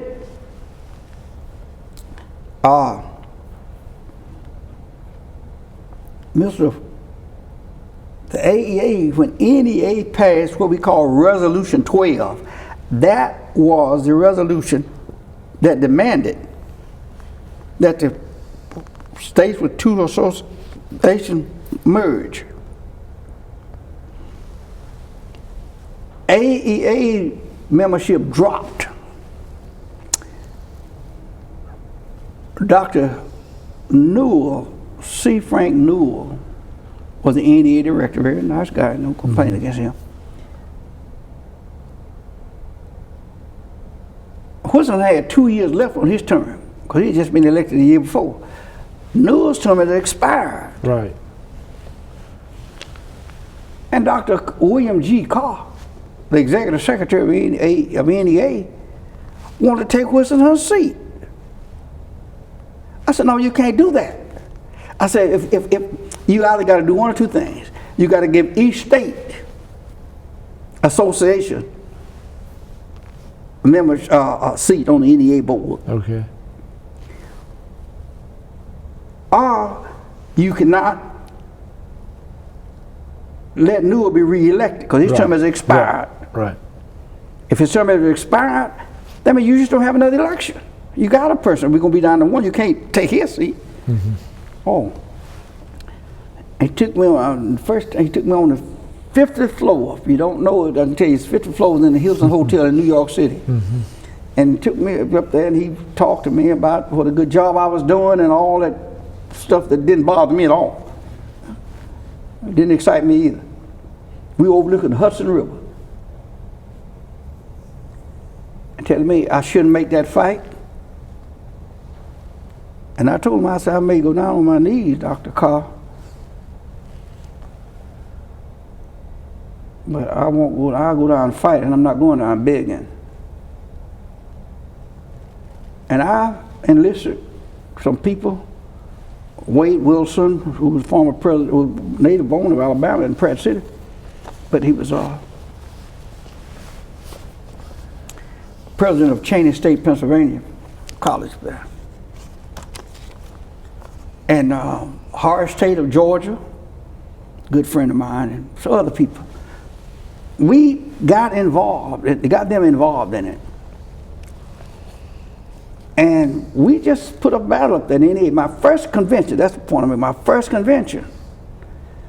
And we went to the NEA board. The NEA board said, well, Wilson got 2 years left on his seat. You can't take his seat from him, so you got to keep it.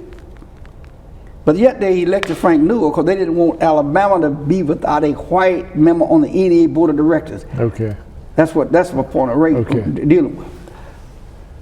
Well, when that happened, Wilson kept his seat, and things were moving. He saw me in action as a youngster. Wilson did. Mm-hmm. He saw me in action. He liked it. And from that time on, he wrote a letter to the members and said, I'll never forget his words. He said, our young executive secretary is coming to his own, and things are moving. Mm. From that time forward, he was very comfortable with me. Right. And my position was secure as executive secretary of the organization. And that was topped off by something else, and I'll stop with that. Mm. I don't know whether y'all remember. Now, I remember when George Wallace, because a lot of things going on now. This is 1965 or 60, right. 65, I forget 65, whenever it was. When George Wallace invited all the national press to come to Alabama, I don't know whether you guys may remember that or not. Because what happened? George Wallace was taking a beating following the Edmund Pettus Bridge. Beating there. George Wallace was taking a political beating, right. Following those beatings, the real beatings down the Edmund Pettus Bridge. Right. So George Wallace invited the national press to come to Alabama. He said, we're doing fine, we good folks out here fine, black folk are doing good, we all doing okay, we getting along. It's y'all outsiders that's causing the problem. Right. And the national press said, they said hey, we had 2 busloads. They came and stayed in Alabama 2 or 3 days. Carried them all, carried them where they want to go. It turned out that George Wallace had sponsored, as a legislator, had sponsored a bill to set up a first trade school for blacks at Winona College in Birmingham. Right. It's called Winona now, it's called Lawson State now. Right. So it turned out that Jones, what's Jones used to be his press secretary. Billy Joe Campbell was press secretary. Other Jones was his his administrative assistant. Lived up in Scottsboro, Alabama, up there. At any rate, they sent when they invited all the college presidents, black college presidents, to meet the press in Winona. And I was not a college president, but I got an invitation. I went. This is very important. So all the press is scattered out over this in this big auditorium. We all on the platform, stage. And it turned out, and these black college presidents, they were in a pickle. I mean, because Wallace had told them to be there. And they were there. I went to the meeting. How it happened, I cannot explain. Dr. Morrison wind up, president of Alabama A&M, R.D. Morrison, wind up somehow in front of the platform. How Dr. Morrison wind up there, to this day, I cannot explain it. And the guy asked, one of the press guys said, Dr. Morrison, he said, Governor Wallace has said that black folk in Alabama are happy, and the outside agitators are causing the problem. So if we would leave y'all alone, I don't know if the outside agitators would leave the blacks alone, everything would be fine. said, do you agree with to Governor Wallace? And what do you think of Governor Wallace? Okay. That was the question. Okay. I'm sitting back there. I said, hold on, let me answer that question. That's what I mean, I got these college presidents all lined up on every one of the black presidents was there. I don't think Dr. Foster was there because I don't think he considers himself a state president. But anyhow, that's what happened. All of that.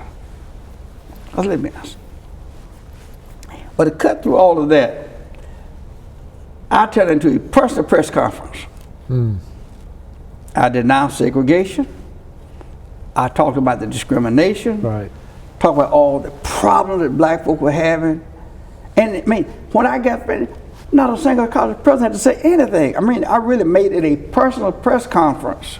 But you were shielding them, you know. I shielded them, right. and they loved it. That evening and that next morning, I got a call from every last one of them. Oh, darn. Saying that you saved us. Want to thank you for it, and you handled it.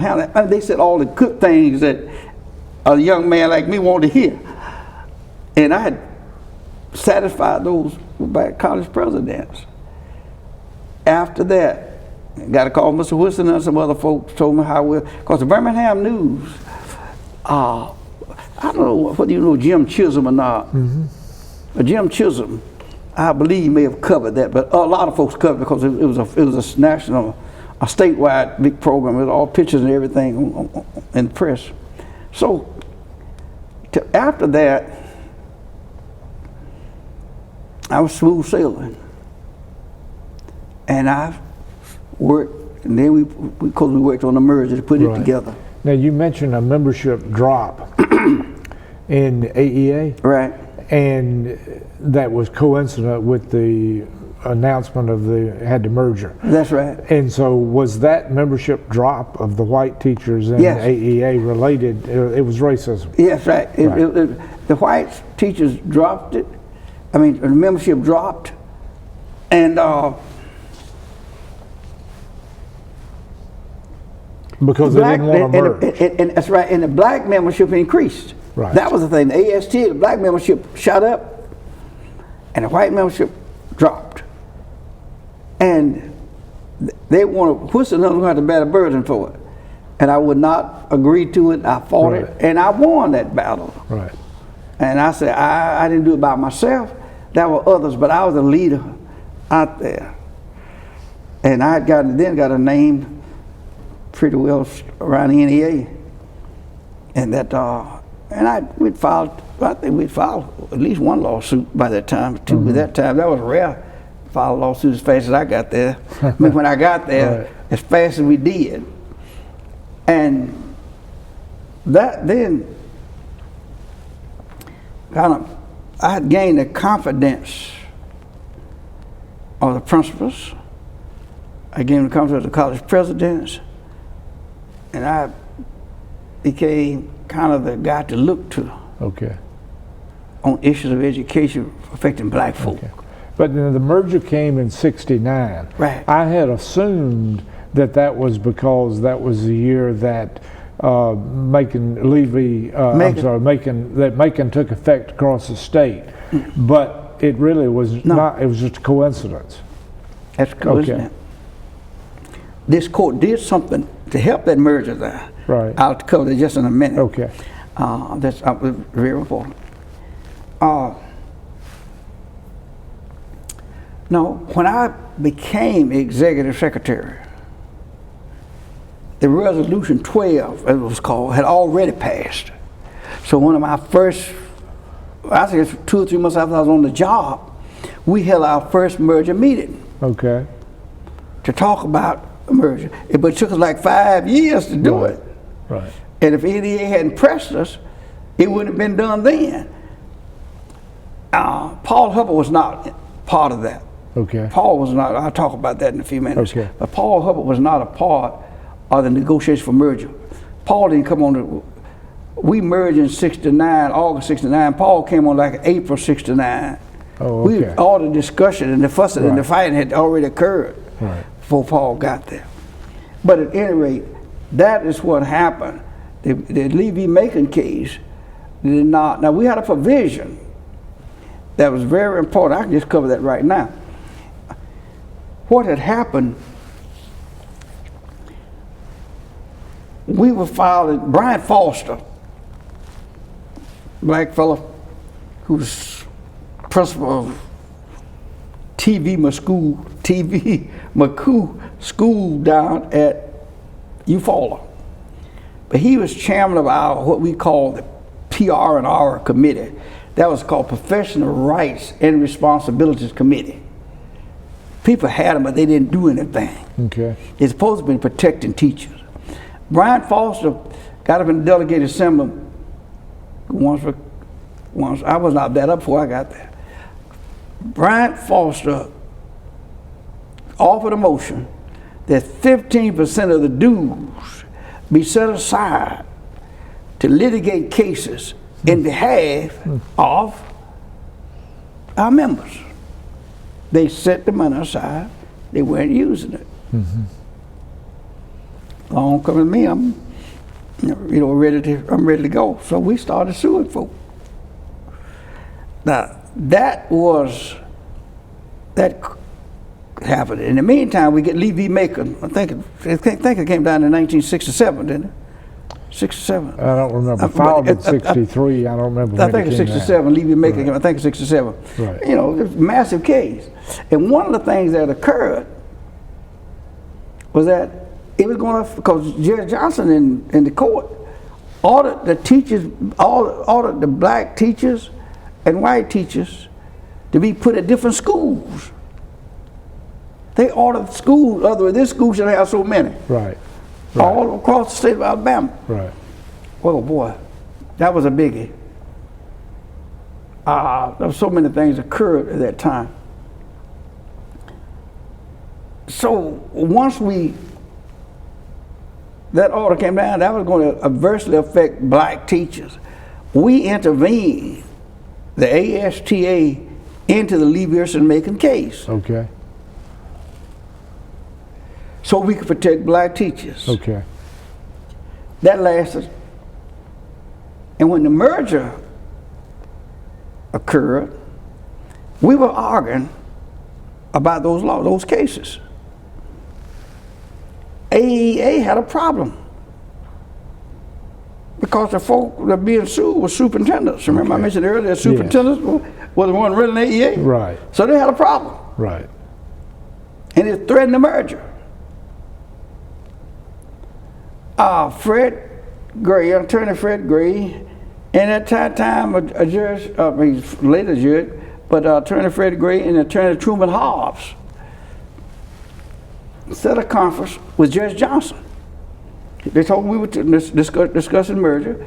We had a breakdown on that. I wonder whether if could NEA substitute itself for ASTA in the lawsuits.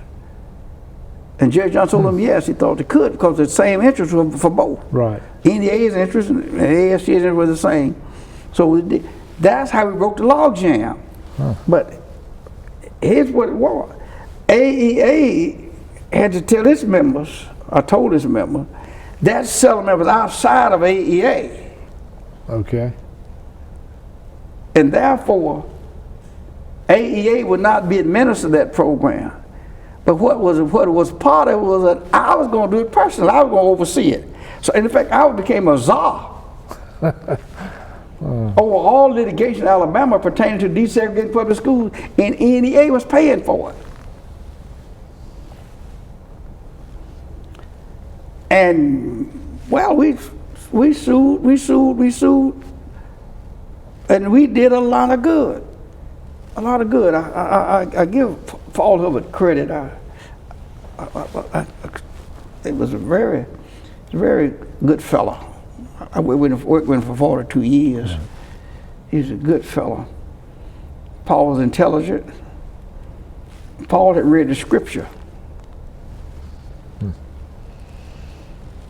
I never saw Paul as a drum beater for civil rights per se. Right. But at no time, our whole career, the 42 years we were together, he ever tried to prevent me from defending the rights of our teachers, our members. Right. At no point. Okay. He was a group of superintendents met with him one day. I was not in the meeting. And they told him that I was just calling them problems. And his answer to them, but said he's winning the lawsuits. Right. These are Alabama judges. It's Alabama law, Alabama school system. These are white judges, in effect. These are the ones who are agreeing with him. So, you know, the best way to do that is try to, when he calls you about a case, you better try to settle it if you can. And that's what really happened on that.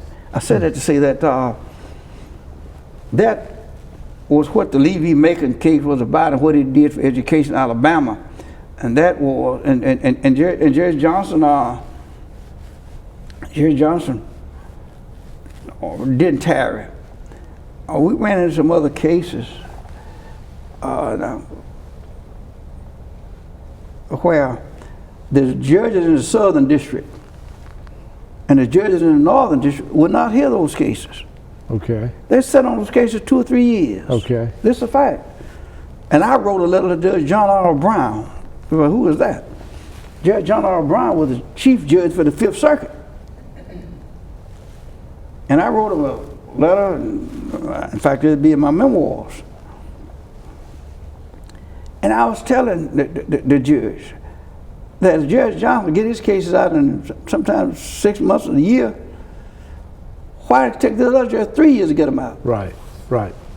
And Judge John R. Brown got on these district judges and told them to move those cases. They did, but they, you know, flip-flopped around a lot with them.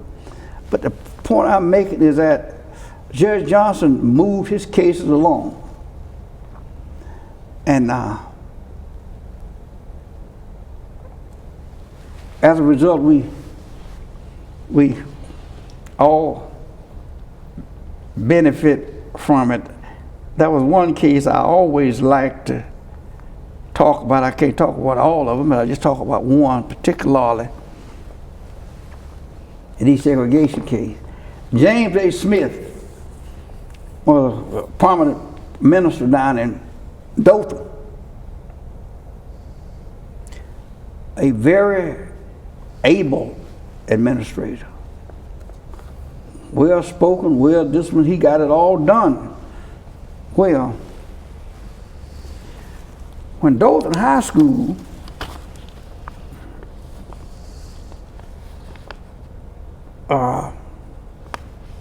they closed Carver High School in Dothan. That was a black high school.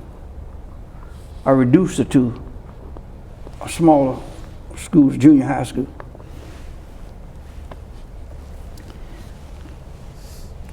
Dothan High School, they bypassed James A. Smith for the principalship under the criteria established in Levy-Macon, as well as in the Singleton, what we call the Singleton decree.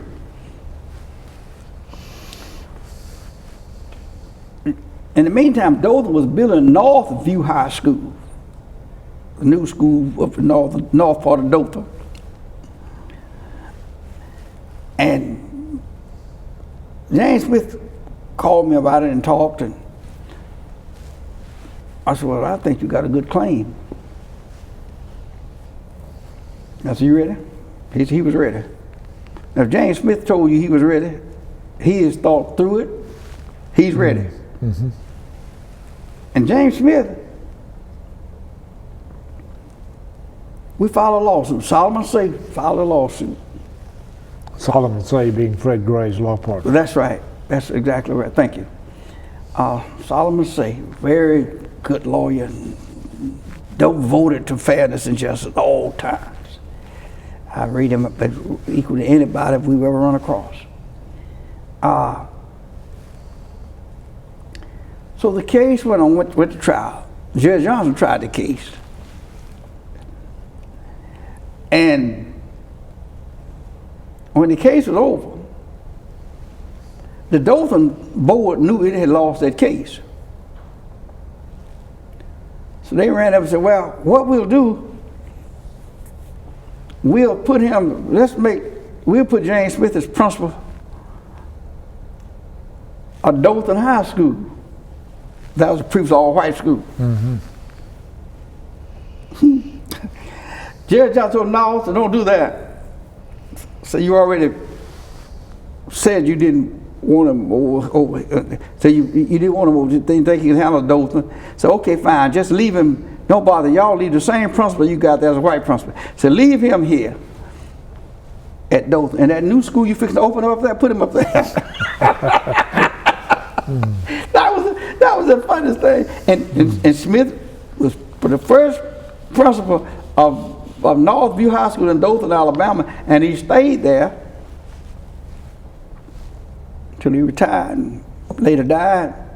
And they have now named one of the buildings on that campus after James A. Smith. He did a good job. But the thing that struck me about it was that Judge Johnson, no, just don't. After they lost, they didn't want Smith to be the new principal at Northview High School. Judge Johnson, no, just leave it just like you have. You don't got to transfer anybody. Just wait till that one get finished and put him over there. Right. Judge Johnson knew Alabama because he was an Alabamian, and he knew Alabama very well. Right. But that was one I always thought was classic. Okay, so the merger finally happened, and it's going to happen. August 1st, 1969. Right. How are yours and Hubbart's? Y'all had an unusually close and, as you mentioned, very long and successful working relationships. How were y'all's roles within the merged organization established, and in practice, how did that work? And what was your personal relationship with Hubbard? We merged, as I said earlier, we had worked on merger for several years, off and on. Paul became executive secretary of AEA around April 1st, 1969. Thereabout, I may be a few days off. And our merger was taking place August the 1st, 1969. We sold the ASTA building as required by the deed. That if it ever ceased to be an ASTA building, headquarters, it must be sold. And it was sold. Proceeds went to AEA. We had negotiated my role. It was agreed that the executive secretary would be white and the associate secretary would be black. But it could be only one executive secretary, it could be only one associate executive secretary. Now, we merged. We had 9 staff members black. AEA probably had 15, 20. Might have been more. I don't remember exactly. 2 or 3 things occurred. When I was hiring people, last few years, I was hiring people that I wanted to be certain could get along and help make merger work.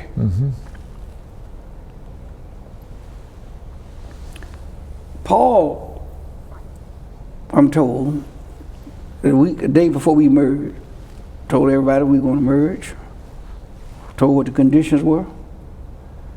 If they could not adhere to those conditions, he told me he wanted to resign that day.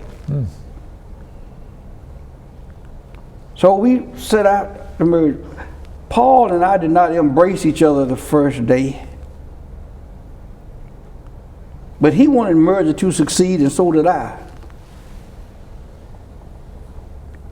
My relationship, my role was to protect the teachers of Alabama. That was all teachers. We had what we call general duties and specific duties. our general duties were the same. Specific duties were not the same. For example, specifically, my duties was to protect and administer the legal services program, which was being developed, had not fully developed, but it's a concept that I came up with, and it worked. Mm-hmm. But both of us wanted the merger to work, and we set out to do that. For example, a lot of folks didn't know it, and Paul had said he never thought about it either. For the first year we merged, I didn't even hold a press conference. Mm. I wanted Paul to succeed as executive secretary. I never thought one time that I would ever be, quote, stronger than Hubbard in AEA. AEA was a majority white board and majority white organization. And I said, if merger fails, it's not going to fail because some I did. Mm-hmm. I was determined to do nothing that would cause the merger to fail. And I think Hubbard felt the same way, that he was determined. So as time moved on, our relationship emerged, the confidence and respect and the friendship emerged as time moved on. I was very, Paul often tells the story. He used to tell it that he, at the close of the merger, most everything was completed. But Paul said he came to a meeting one day, and I came in with an outline of everything I wanted. Boom, boom, boom, boom, boom, boom, boom. Mm-hmm. And said they didn't have one. Mm.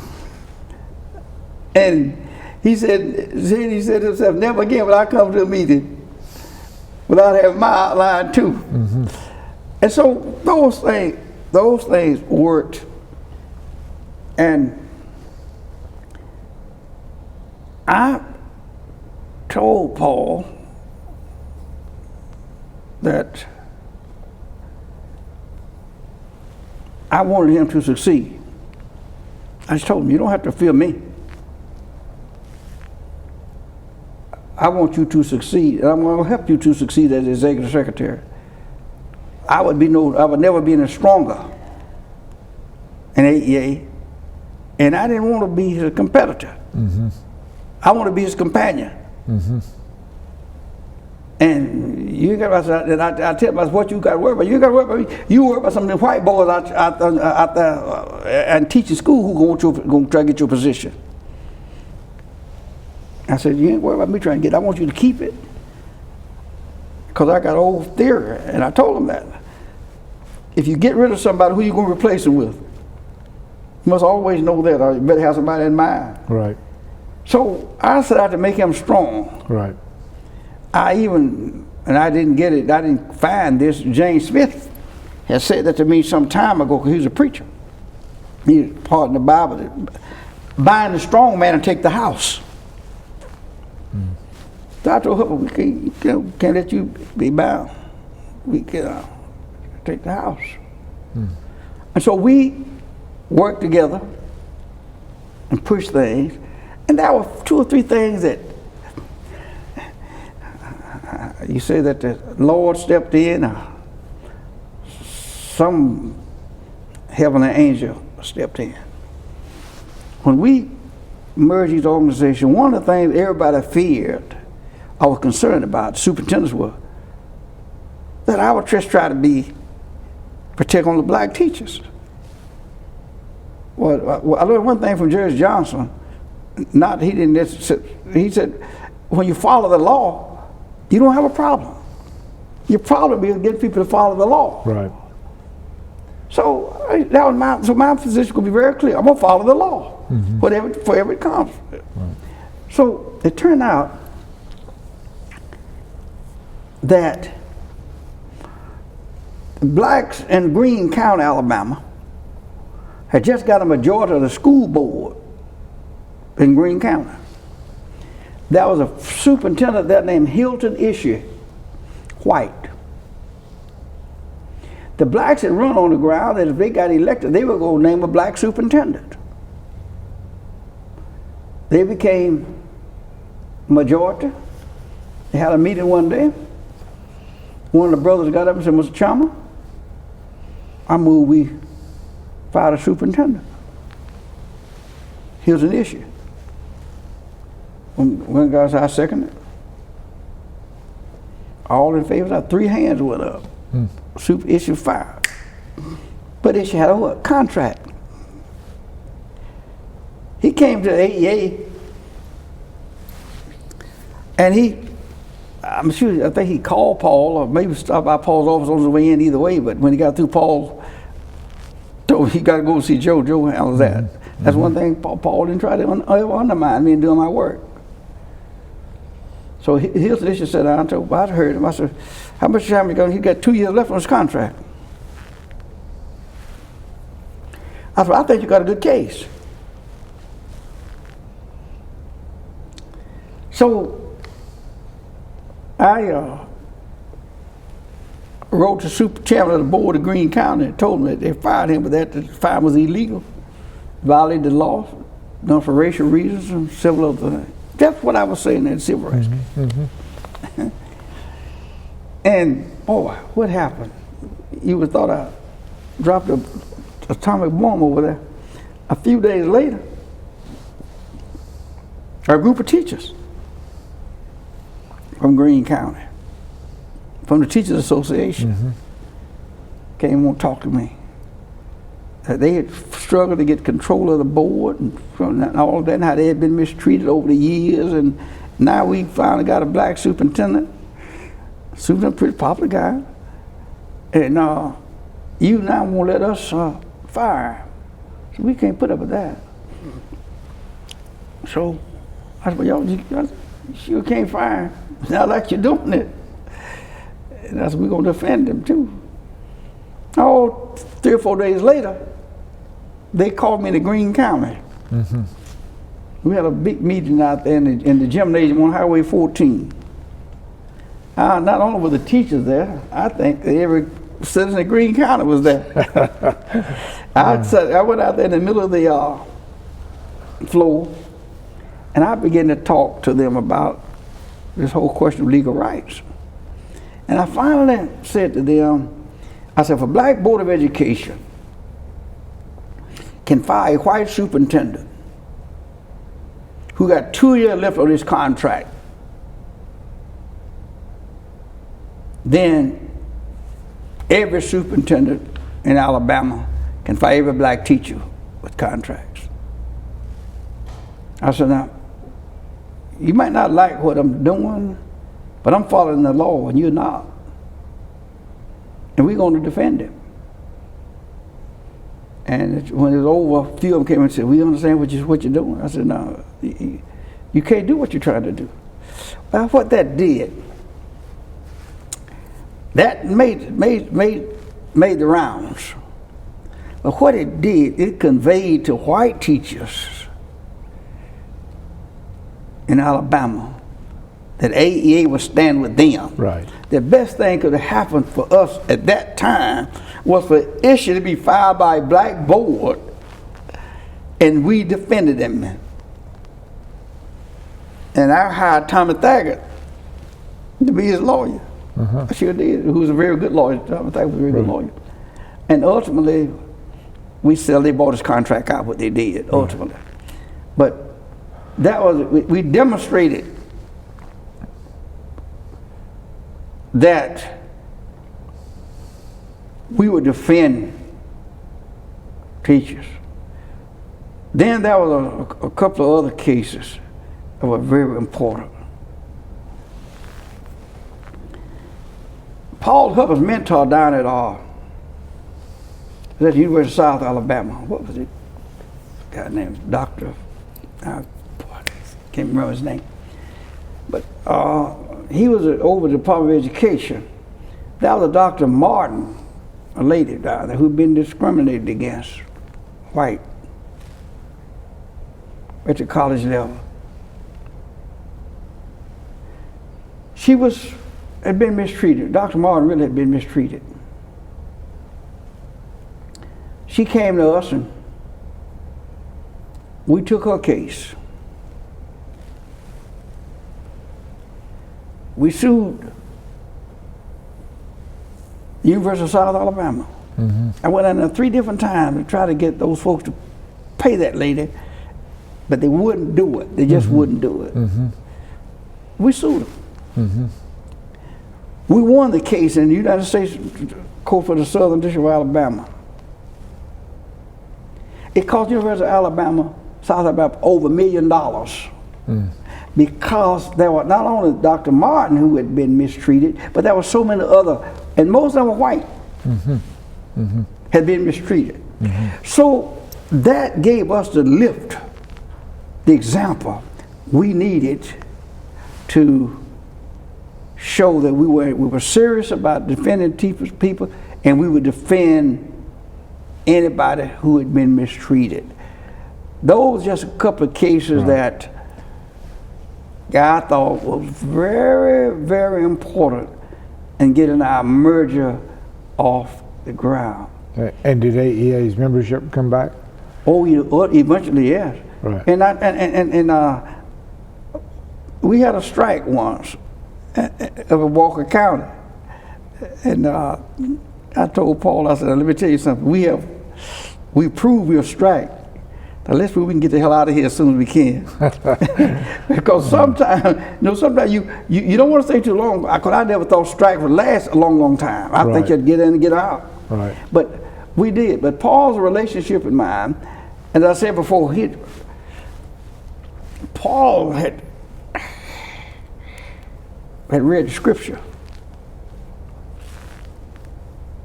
And when I got ready to, something we had to pull off, of something been wrong, I never really spent a whole lot of time talking about, now Paul had read the Constitution as well.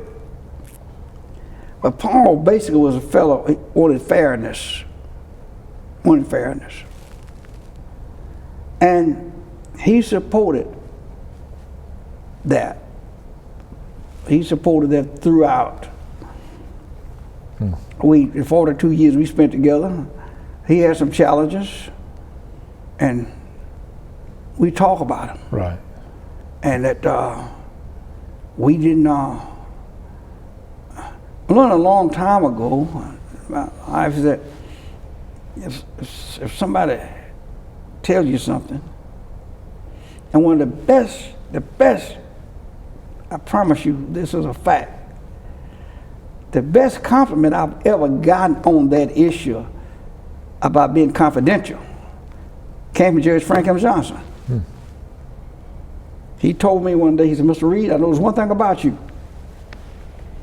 I said, what's that? He said, what he said to you never gets out. Those are his words, not mine. And I've always been that way. Right. See, don't see. As a friend of mine named James Richburg used to say that, Reed, come here, I got something to tell you, but you got to keep your mouth shut. If I hear it again, I'll deny it. So, but the idea that if you want to tell it, if it's your story, you tell it. I don't need to tell your story, let you tell your own. Right. And that was always, and Hubbard and I were that way. We were confidential with each other. And it lasted. And I don't ever say he never got upset with me. He probably did. I'm sure but we got along very well. Right. And because I knew my destiny with AEA was not going to be any stronger than his. Right. And I always, when he got ready to run for governor, I supported him for governor. And, the Dothan Eagle had newspaper, had already picked Paul's successor. Paul got to be governor, who's going to be executive secretary. I said, a group went to Paul and asked Paul about that. What was going to happen? Paul said, if I leave, I expect Joe to be executive secretary. We didn't spend no time on that. Because I was going to be executive secretary if Paul left. Right, But he didn't leave, and so we never had to confront that. right. You're doing great. This is amazing. I'm going to school over here.